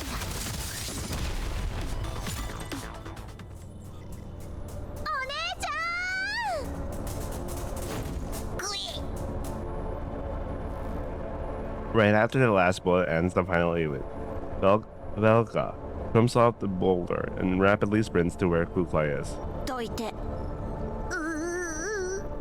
私の宝じゃなくて、姉妹の再会のために練りに練った涙と笑顔と感動の抱擁シーンが。訓練通りに行動せずに自分から池袋の群れに突っ込んだのはそれが理由？違うもん。池袋が怖くてパニックになっちゃったんだもん。でもお姉ちゃんがいてくれて助かっちゃった。お姉ちゃんってば超かっこいい。打ち漏らした池袋がいないかミシティとあたりを見てきて。拠点に戻されたくなかったらさっさと行きなさい。Evading Velga's reluctant puppy gaze, Kuklai turns toward Andoris, who has just walked over. どうなってるの？池袋がこれだけ集まるなんて。無駄な衝突は避けろと言ったはずよね。私たちの目的はパラデウスの調査よ。池袋を駆除しに来たんじゃないわ。ごめんなさい。気をつけてはいたんだけど。Andoris shows her data records that she has on hand. 池袋の群れがなぜか行く先々に現れるの。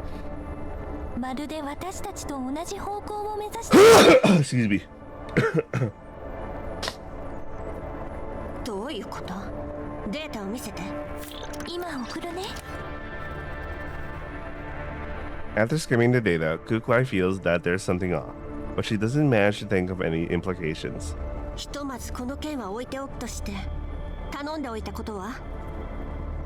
ちゃんと調べたよ。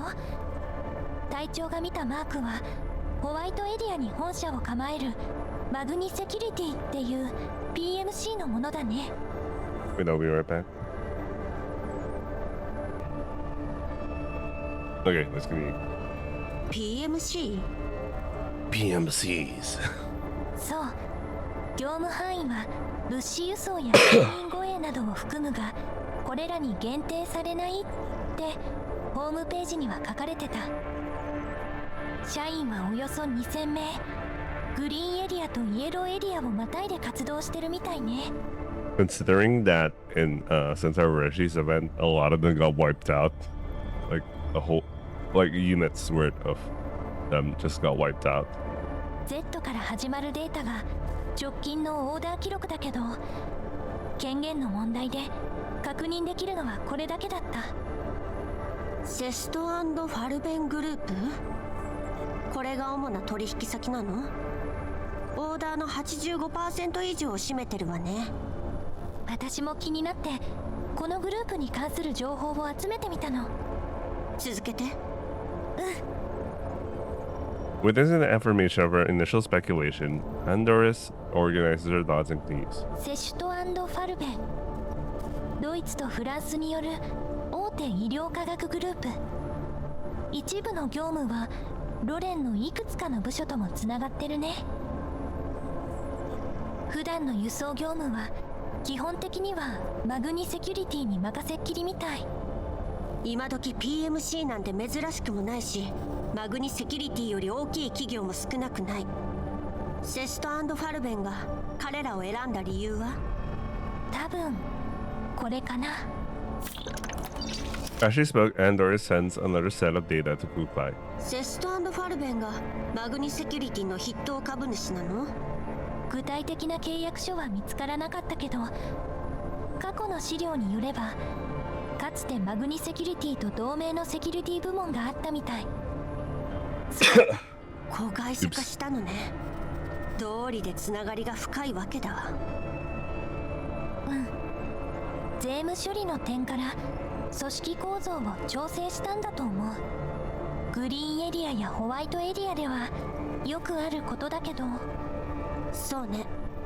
さっき言ってたロレンとのつながりというのは？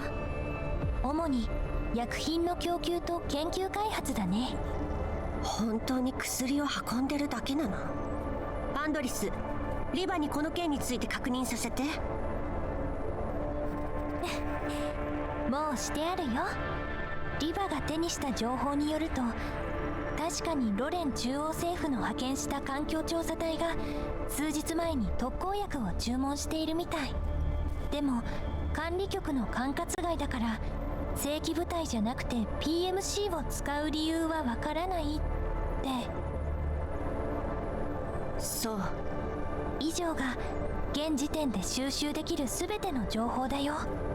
私じゃ初歩的な判断でしか選別できないから、全部の資料をセカンダリレベルに共有しておくね。後でもう一度確認してみて。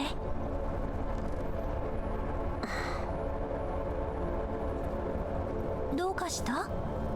短時間で集めた情報の量も質も以前より格段に上がってるじゃない。ちゃんと段取りを踏むようになったし、少しずつだけど情報への判断力も身についてる。Kuklai turns her head after noticing Andor's smile. 合格ってことにしてあげる。I like how she's blushing. これからも頑張ります。みんなに追いつけたら隊長にも喜んでもらえるかな。調子に乗らないで。Typical Tsundere. はーい。 I like Andor's, man. I like her personality. A thought hits Kuklai just as they end the topic of conversation. 美容か？はいはい、お姉ちゃん呼んだ？ Hearing Kuklai's voice, the patrolling Bielka rushes back. あそこの寝ぼすけを叩き起こして、そろそろ行くわよ。オッケー、任せて。 Kuklai looks towards Andor's as Bielka runs off. ミシティは私が連れて行くわ。あんたは美容家をよろしく。それと民謡のはここじゃ不安定だから、あんたたちも調査隊の軍用チャンネルを使って。わかった。あ、隊長。どうしたの？風速と放射線量が変化してる。多分またコーラプスストームが来るよ。わかったわ。寄り道せずに集落に戻るわよ。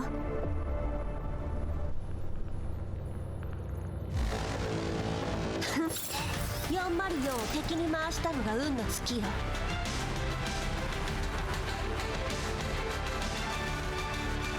Oops. I'm not clicking the thing.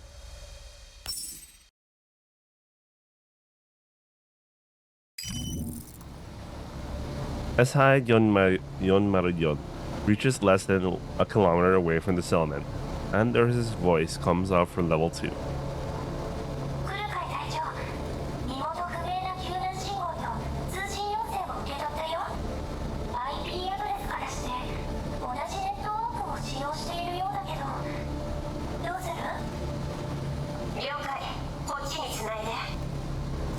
'Upon accepting the comms request, a familiar booming male voice rings out from within the sea of noise.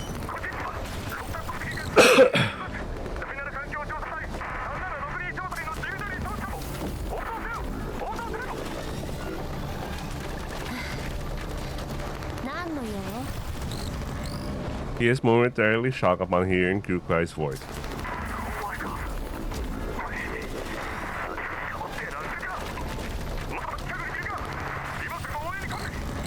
協力関係は終了したはずだけど。そんなことはどうだっていい。無駄話してる暇はない。集落ブーツムと池袋の群れに襲われた。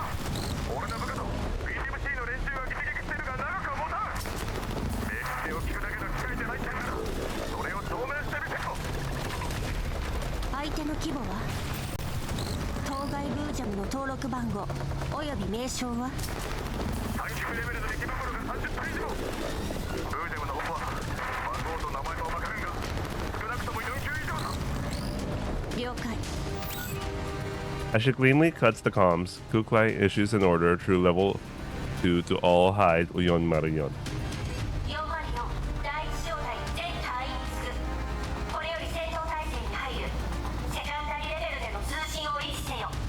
Who's Team 2? 現在の進路を保ったまま加速。私とミスティは1分後に目標と接触する予定。アンドリスとリオーカは後方から援護。了解。オッケー。何また戦うの？今度は誰と？ブージャム。どうしよう？それって超やばいじゃん。戦況に応じてプラン B に切り替えるから準備しておきなさい。またあれやるの？隊長、戦場が見えたよ。One does not need Andorras to see that intense gunfight and screens that signal a fierce upcoming battle. The armed forces and mechs surround a single large boojum. Their rifle rounds do not seem to do any real damage against its hardened skin. The storm throws up yellow sand, making the small buildings and settlement in the distance even more dilapidated than Brill.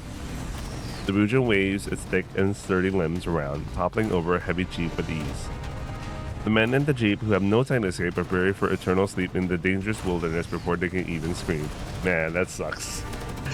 ちょっと。このボージャも強すぎない？無理。来るかい？やっぱり逃げよう。 Kuklai takes a deep breath, getting ready to press the button. However, she is a little hesitant. 待って隊長。何？現在収集した戦場データによればミスティ Andorra's voice once again stutters, the amount and complexity of battlefield information almost overwhelming her to the point of crashing. But line after line of battle intel continues to successfully be transmitted to Kuklai through level 2. After quickly processing the information from Andorras, Kuklai roughly understands what she means. あいつの皮膚通常の武器じゃ壊せないか。ミスティの高出力モードをオンにしてもダメージは与えられないと思う。 Andorras returns to normal once the data transmission is over. なおさらダメじゃん。私たちじゃあのデカブツどうにもできないだろ。そうだ。デールが新しく開発した火力プログラムを使ってみたら出発前にインストールしてもらったの。セットの外付け装備もトランクの中にあるよ。賞賛は試してみる価値はあると思う。ただミスティの予備電力も借りる必要があってロードと照準におよそ120秒かかるの。しかも一旦起動したらストップできない。つまりチャンスは一度だけ。ミスティ、後方でアンドリスと合流して。リオカ、ミスティと一緒に狙撃ポイントを確保。ロード中のアンドリスを援護して余裕があれば前線の生き袋にも対処してちょうだい。任せて。コロコロ前線は私が。そんな危ないよおね。あいつを引き止めるには十分な火力が必要よ。戦線が崩壊すれば何もかも終わるわ。私もお姉ちゃんと行く。命令に従いなさい。自分の任務を忘れない。でも来る前は信じなよ。リオカのお姉ちゃんは最強なんでしょ？私のバイクを壊したら承知しないわよ。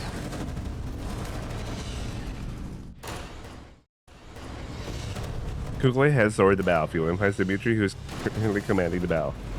ブージャムの牽制を優先するよう味方に指示して半径50メートル以内の包囲網の中に奴を押しとどめるのよ。生き袋は私が対処するわ。包囲網に近づく者以外は無視して。それからあんたたちの内部通信のアクセスキーを渡しなさい。好き勝手要求しやがって。その頭はあいつの頑丈さを見ただろ。通用しないなら黙ってなさい。404には奴に重傷を与える術がある。あんたたちは指示に従えばいい。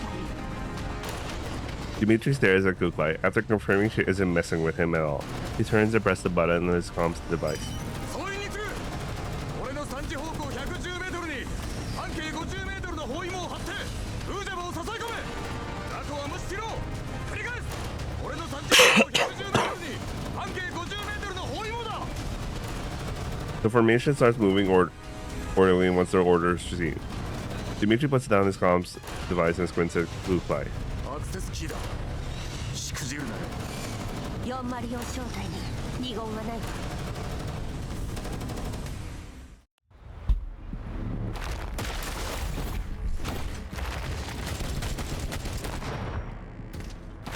Oh, it's the deer thing. Good job. Keep it up. 続けて。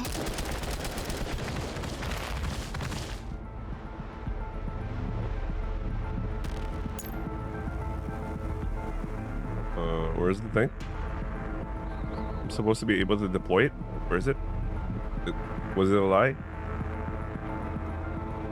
Oh, there it is. Sorry.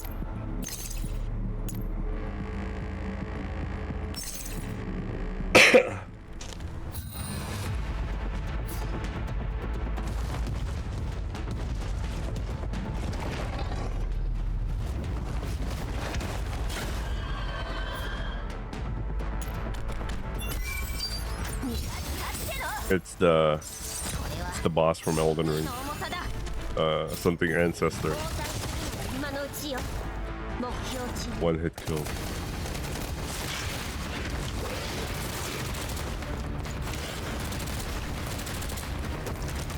.360 no scope.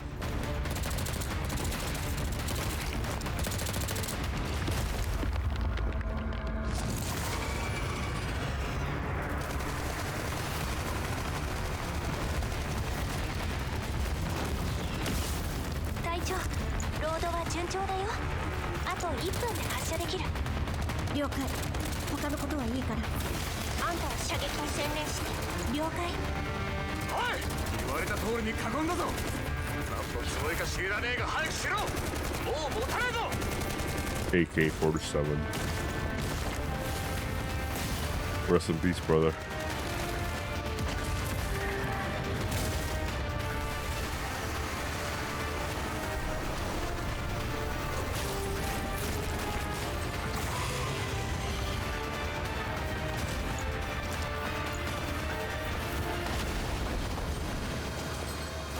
Bro, what the hell are you doing? あと35秒よ。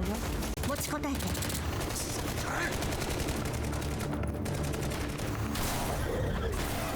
30、25、20。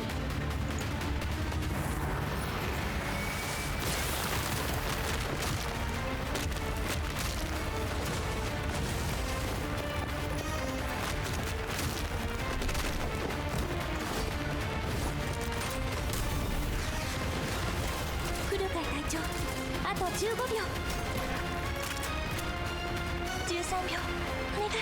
12、11、10、9。やつを抑えろ。そう。弾幕が薄いぞ。撃て。撃ちまくれ。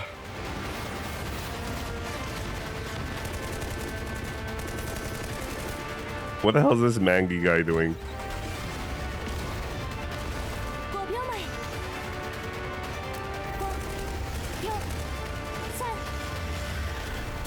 Wait. What the hell's the Mangi guy doing? What the fuck? Rip.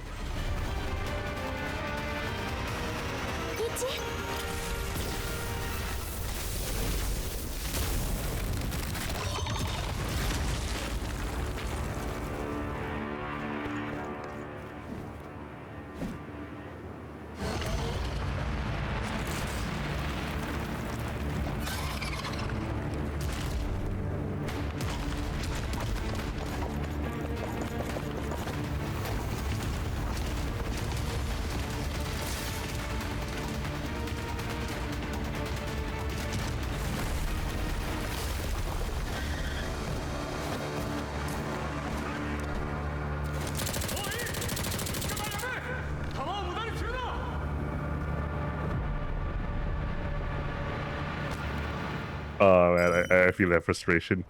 負傷者は駐屯地で治療を受けてこい。他は戦場を清掃。死傷者を統計しろ。修理可能な機械も回収しておけ。What the hell was the Mangi guy doing? It's like he was sabotaging the whole thing. Maybe that is what he was doing. Also, shame that Adoris doesn't come with a railgun. she's imprinted with a G36C. Anyway. それとマグニの責任者を呼んでこい。 Dmitry viciously kicks a broken machine near his feet after silencing his cops. 何が PMC だ。何がマグニセキュリティだ。クソの役にも立たねえ。 On the other hand, Hai Yon three other members rush over under orders from Group Guy. 惜しかったね。もうちょっとだったのに。人間たちがヘマしなければ今頃あのブージャムも死んでたでしょ。クルカイ隊長。あんたのせいじゃないわ。でもやっぱり悔しい。あのブージャムもう襲ってこないといいけど。 Andorus looks worriedly in the direction of the Bujam escaped. アンドリスのあれすごい威力だったね。デールのやつ結構バイオレンスなのかも。 Violence. She didn't even use the word Boruku. She straight up said the word violence. ミシティ、ビオカ、あんたたちは先に集落に戻って待機。アンドリス、さっきの爆発の原因を調べて。 Looking at the bunch of Chosatai soldiers gathering around the trunk of the Bujam's torso, Kukai puts her gun away. あっちの様子を見てくるわ。おい、嘘だろ。いや、間違いないだろ。さっき総長にも伝えたから、もうじき来るはずだ。 Going past the shocked shoulders, Kukai sees Plaza's silvery white light shining from underneath the bloody mess. Viewing it from a different angle, Kukai realizes that the shine comes from a piece of metal. The piece of metal protrudes from a broken stump, its surface already covered with some crystals due to the effects of collapsed radiation. ドッグタグ？ Kukai attempts to come closer for confirmation, but Dmitry, who rushes over upon hearing the news, picks it up immediately upon seeing it. どけ。 Dmitry swipes off the residue of his protective suit and looks at the words carved in the piece of metal for 2 seconds before keeping it. どいつもこいつも何ジロジロ見てやがる。ちょっと仕事に戻れ。 The soldiers disperse, but Kukai remains. なんだ。暇そうだな。ローレンのタグね。文字は見えなかったけど、もしかして路線防衛軍のあのブージャム、あんたの仲間を食べたの？さあな。だとしてもお前には関係ねえ。だが。 Dmitry saws after a bit of struggle, turns toward her and gives a formal military salute. 第7環境調査隊と集落を代表して協力に感謝する。いいのよ。 After staring at the spot where the dog tags once was, Kukai accepts his thanks calmly. He turns and walks towards Adoris, who is waiting a short distance away after finishing intel gathering. Not far away, the Chosatai have concluded their post-combat tally. The person responsible runs to Dmitry. 統計結果を報告します。損耗率 32% です。マグニセキュリティの聞き取りも終わりました。爆発した車両は以前の戦闘でタンクを損傷し、修理が間に合わなかったためにああなったそうです。No, it's very suspicious because it drove in a manner that it hit exactly as if it were sabotaging them rather than like it's also possible for losing control, but we know the Mangi security service, you know. 分かった。獣医に繋いでくれ。了解。 After a minute of waiting, the column's request is accepted. こちらはロクサット主義合衆国連盟所属第7環境調査隊3762小隊ディミトリー総長です。これより。どうだ順調か。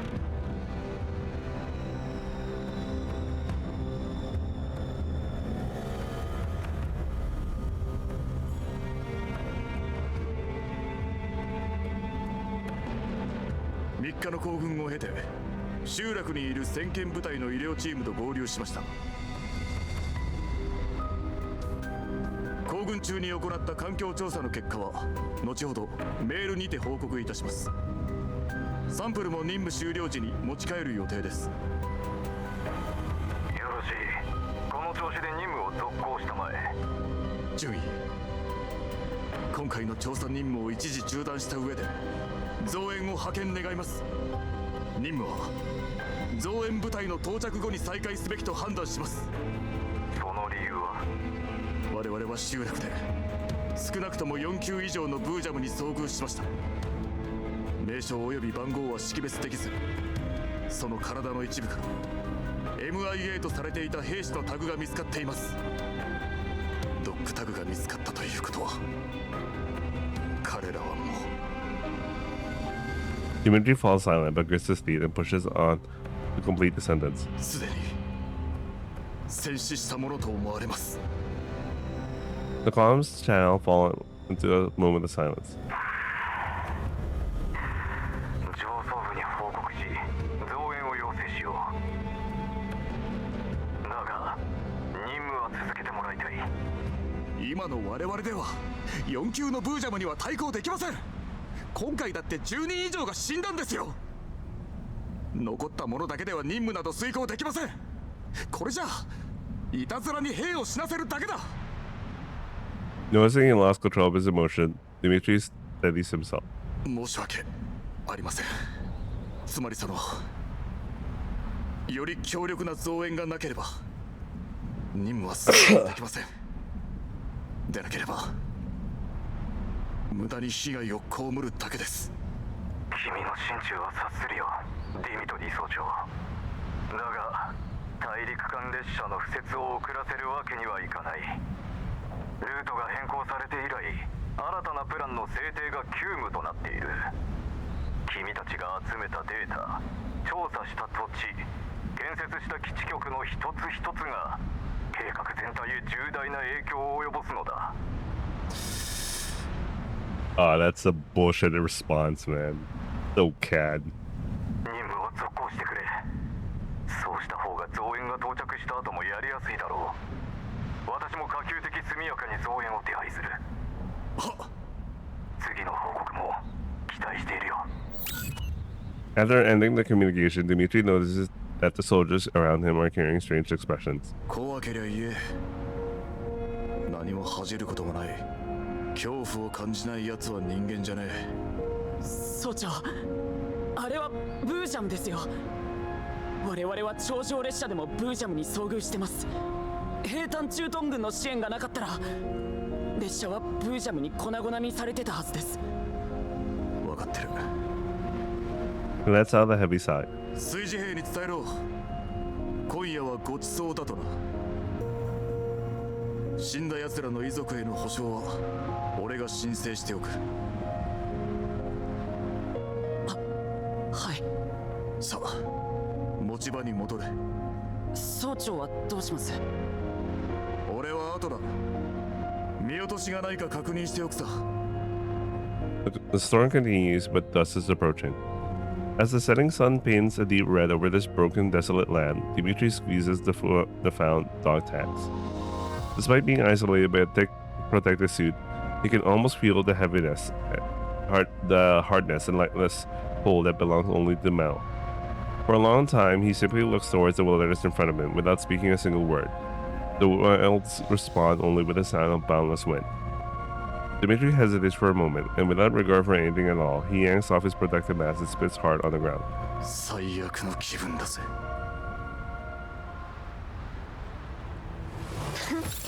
404を敵に回したのが運の尽きよ。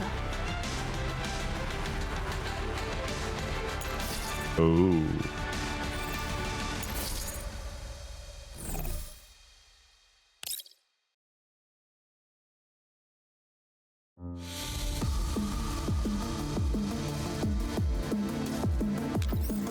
Story mode, and that's the end of part 1. Yon Marion is temporarily camping out in the abandoned dwellings on the settlement. Kuklai contacts Leva to report on their progress. But her hair is already long now, but still, bet then as always. I like it. Anyway.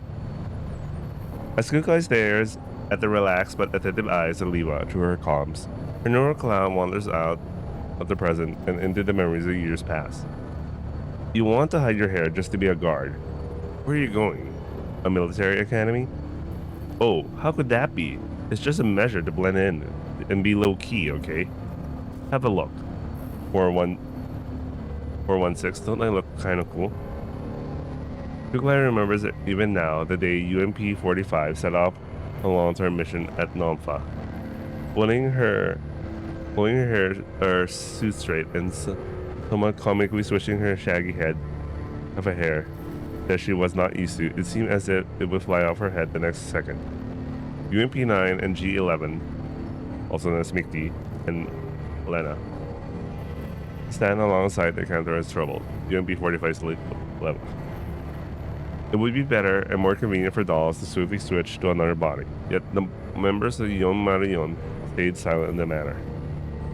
After UMP-45, also known as Liva, left for a while, UMP-9 was also temporarily hired by Kalina, leaving only 2 members at Yon Marion base.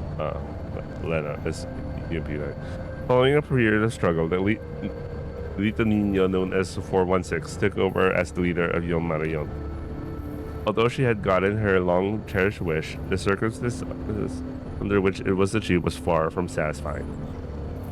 In the time that followed, Yon Marion underwent personal expansion and structural adjustments. The once awkward attire gradually became a perfect fit for the doll known as Liva, as if she had always belonged there.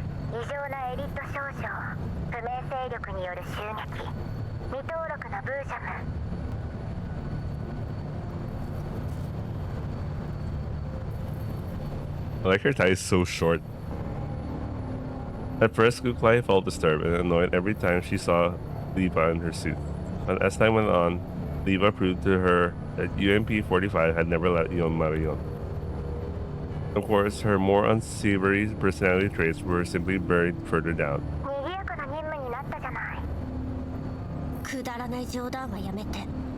ああ、あんたの表情が硬いからちょっとからかっただけなのに。メンタル管理とムード作りに関してはアンドリスたちを見習わないとね。来るかい隊長。I want to roll for Liva, man. This Chinese server will roll on Monday. Oh no. Anyway. あれは管理じゃなくて怠慢よ。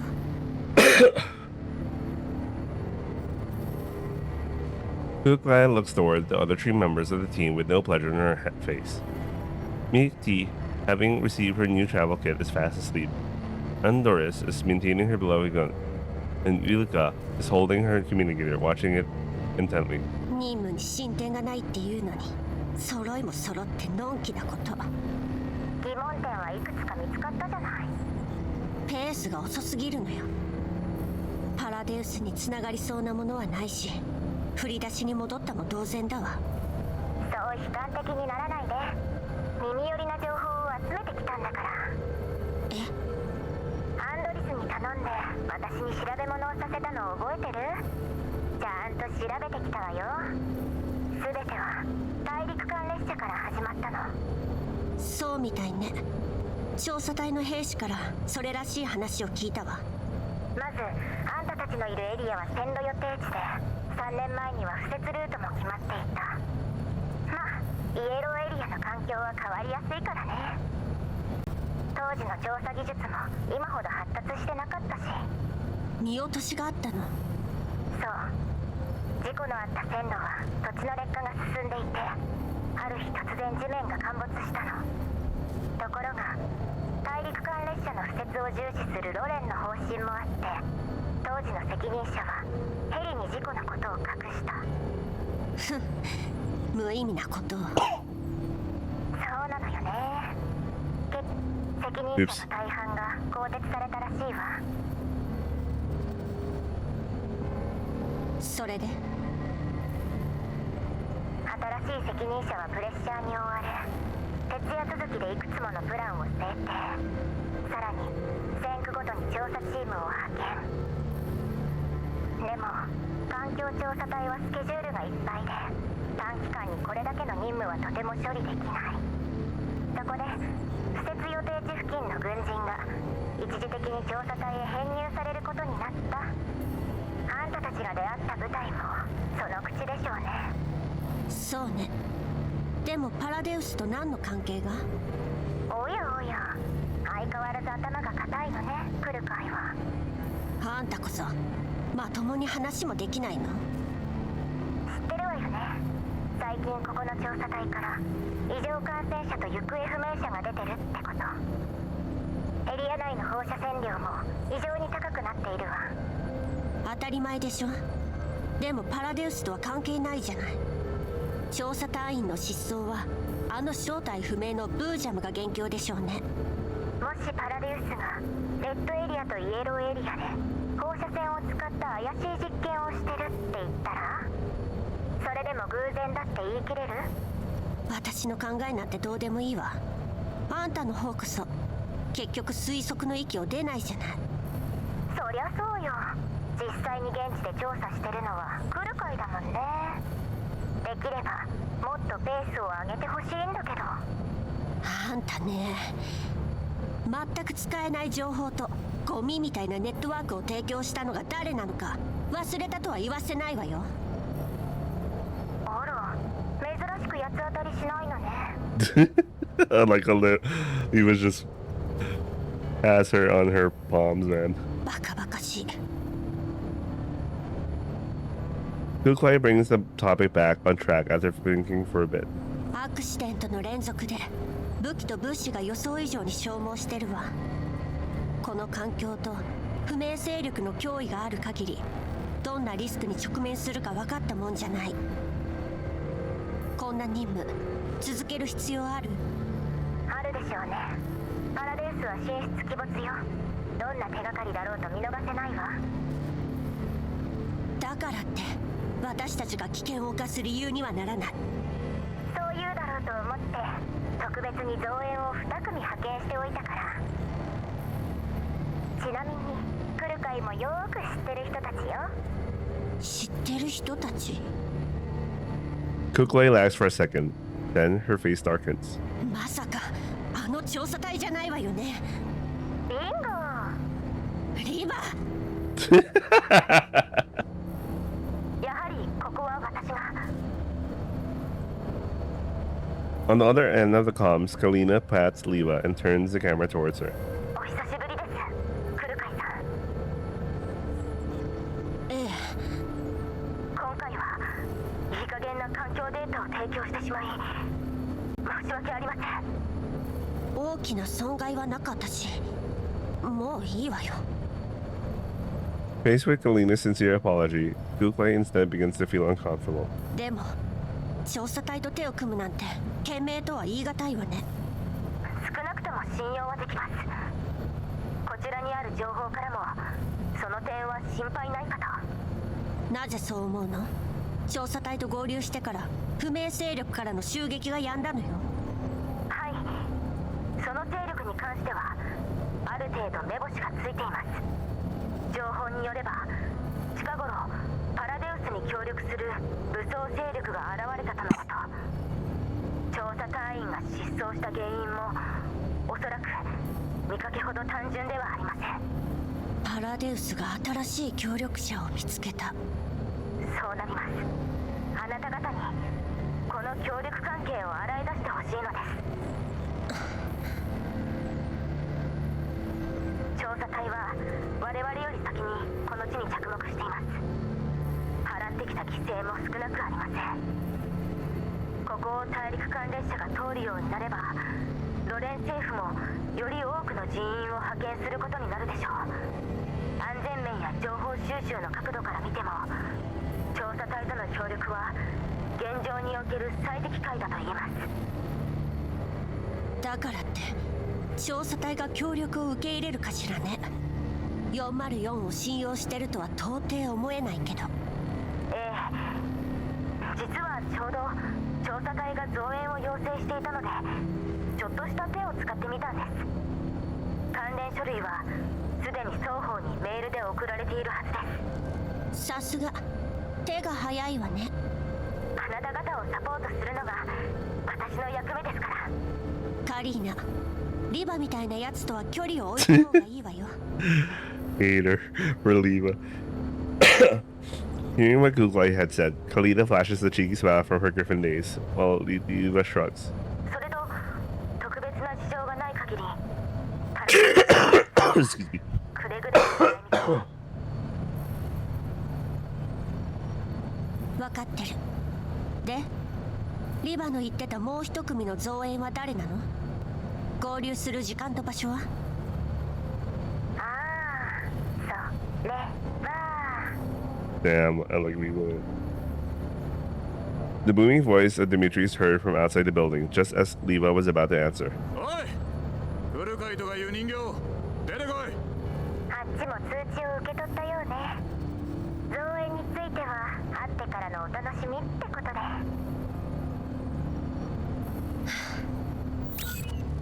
After ending the comms, Kukai gestures for the members of the Yomarion to wait on standby inside while she steps out alone. 人形が寝ないからってここでわめいていいとは言ってないわ。んなことはどうでもいい。どうなってやがる。なんでお前らが部隊に加わることになってんだ。非軍事勢力管理局はロレンに隷属してる。人員を融通し合うのは当然でしょ。同じアルバイトのくせして知らなかったの？メールは見たのか。 Noticing Kukai's puzzled expression, Dimitri starts to taunt her with smugness on her face. お前ら4人と俺たち調査隊は雇用関係にある。言いたいことはわかるな。つまり今後はこっちの命令に従ってもらうぞ。面倒を起こすな。口答えは許さん。わかった。Kukai's like, oh shit. Kukai closes her interface unhappily after confirming the contents of the email. But at least they can be trusted. The neural cloud echoed with Kalina's coat. At least Kukai manages to suppress her resentment. 契約には従うわ。面倒ごとに関しては私たちよりも自分たちを心配したら。朝6時に出発する。遅れるな。 Meanwhile, Blue Spear is giving a routine report to Cocoon on the road. 味方が目標を発見したようです。おめでとう。やっと見つけたわね。目標の移動速度は予想の 40% 以上です。さらに移動ルートの計算に誤差が発生。じゃあ急がないと。そういえば私が送った増援結構使えるでしょ。それでターゲットは始末できた。コネを駆使して手に入れた輸送の依頼なのよ。失敗してたら嫌だわ。まだです。ロレンの環境調査隊と4名の戦術人形がいたため回収は困難。すでに追っ手を手配しています。必ずやブージャムを殲滅し例のものを回収してご覧に入れましょう。はあ、工事魔王子ね。回収した後は全員始末しておくのよ。私の可愛い戦場相当部隊隊長。かしこまりました。基地局の破壊は順調に進んでいます。ほどなくして敵は一切の連絡手段を失うでしょう。彼らの装備に特筆すべきところはありません。マグニセキュリティの武装部隊でもたやすく排除できます。用心するに越したことはないわ。今の事態だって油断したせいでこうなったんでしょ。人間は面白い生き物よ。追い込めば追い込むほど彼らは強くなる。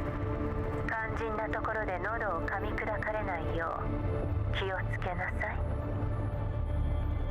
承知いたしました。用心してまいります。それじゃ切るわね。ああ、早く次の子に連絡しないと。ダーチュアもブルースフィアみたいにしっかりしてたらいいのに。 Wait, she's still alive? Thought she was dead. For real. Wow.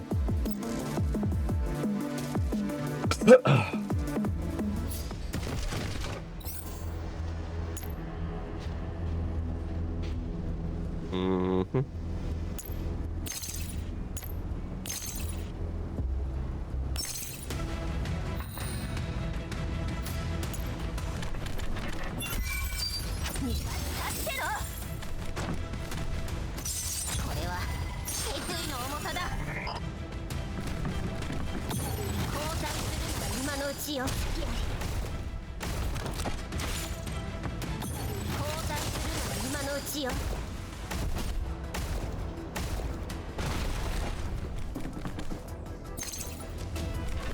Jesus, cool guy just leaves everyone.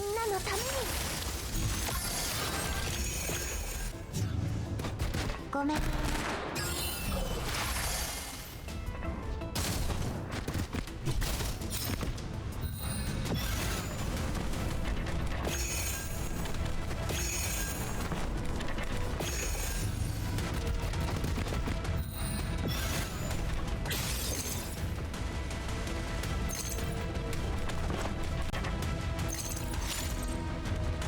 想定通りの勝利です。本当はもう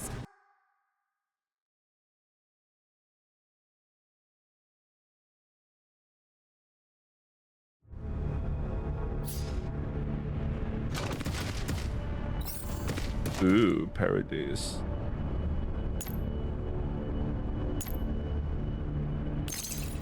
This feels like randomly placed, you know. Oh, I'm putting them randomly placed as well. Let me change Shulmi with since our actually should have a little difference.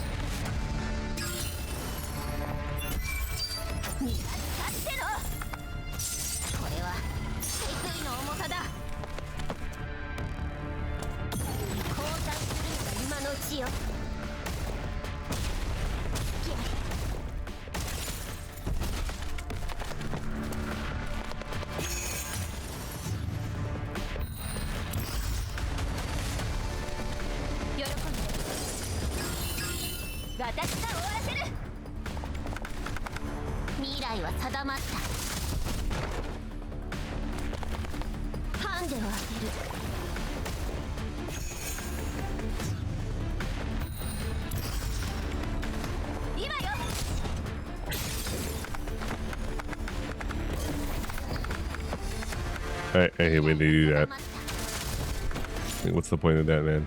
勝利した事実よりも皆さんが無事帰還できたことが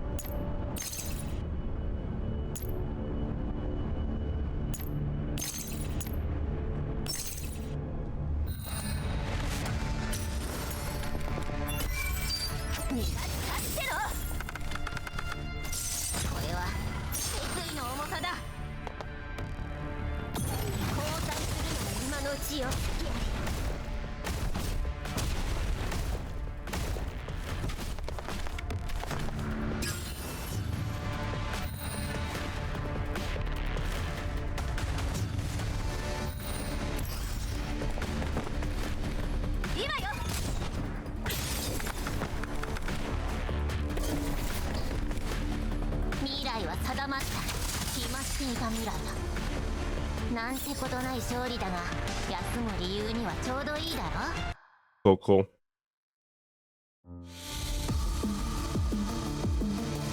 Mate.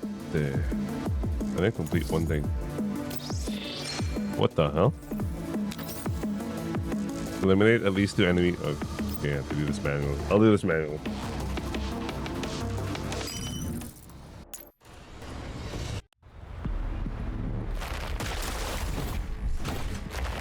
I finished it too quickly. I'll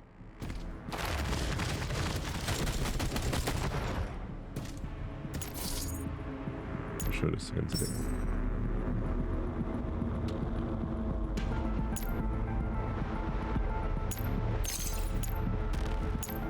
じけついたの？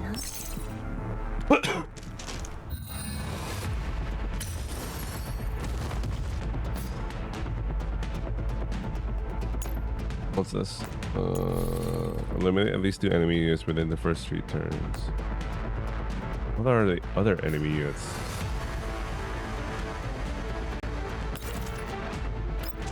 期待はするなよ。これは決意の重さだ。ないわ。作戦を遂行。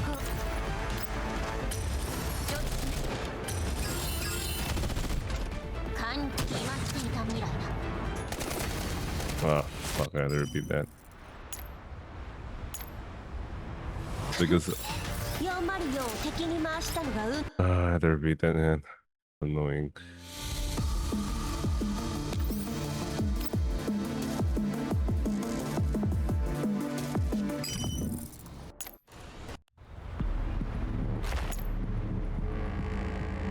I'm not gonna put the thing because that was a waste of time. Yes. I don't care.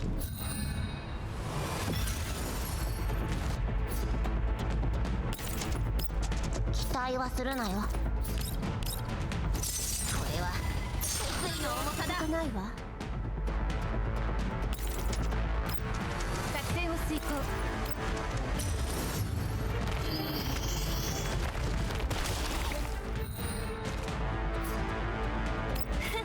どうってことない。いつでもどうぞ。好きあり。訓練の成果ね。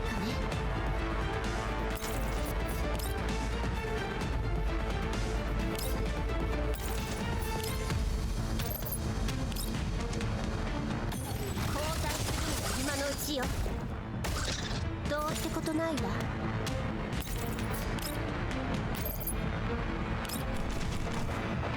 交代するのが今のうち Easy. よ。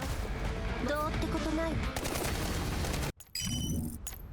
Alright, that should be it. 勝利した事実よりも皆さんが無事帰還できたことが That's very annoying. I hate when that happens. Okay, and that's that. Let me see if I can clear some things out. 100% story. Flies.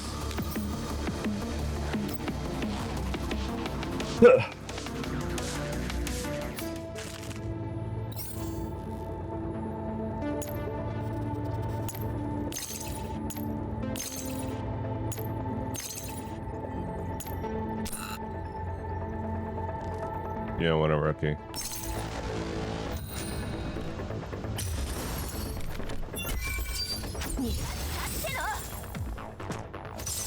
れは決意の重さだ。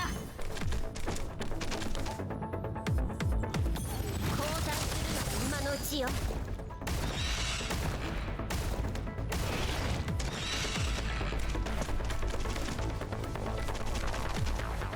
いつでもどうぞ。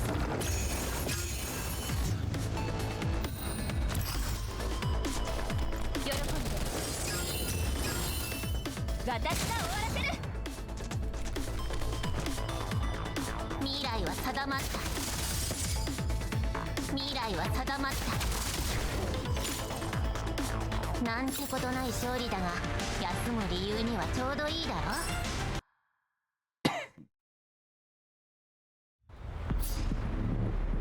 Hmm.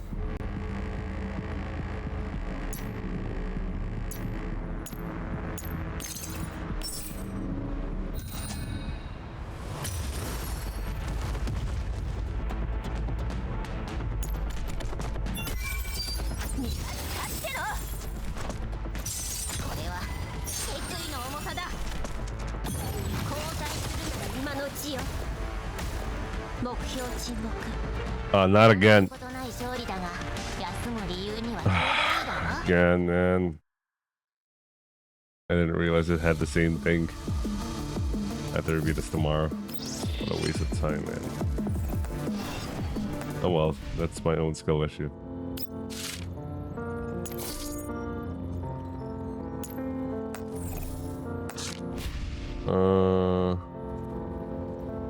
PvP, then I'm gonna end this upload.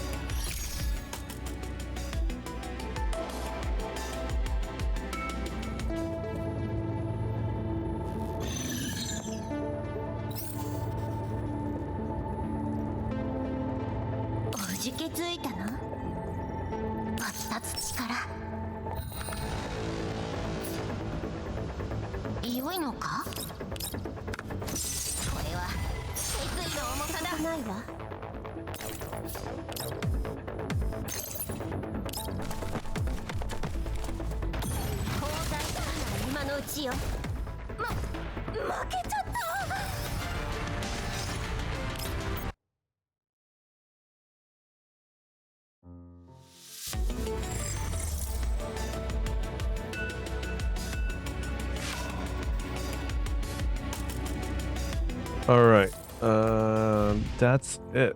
I have finished this one already. No, this one that has a patrol for today. So I'm gonna have to get going, but it's not worth the upload.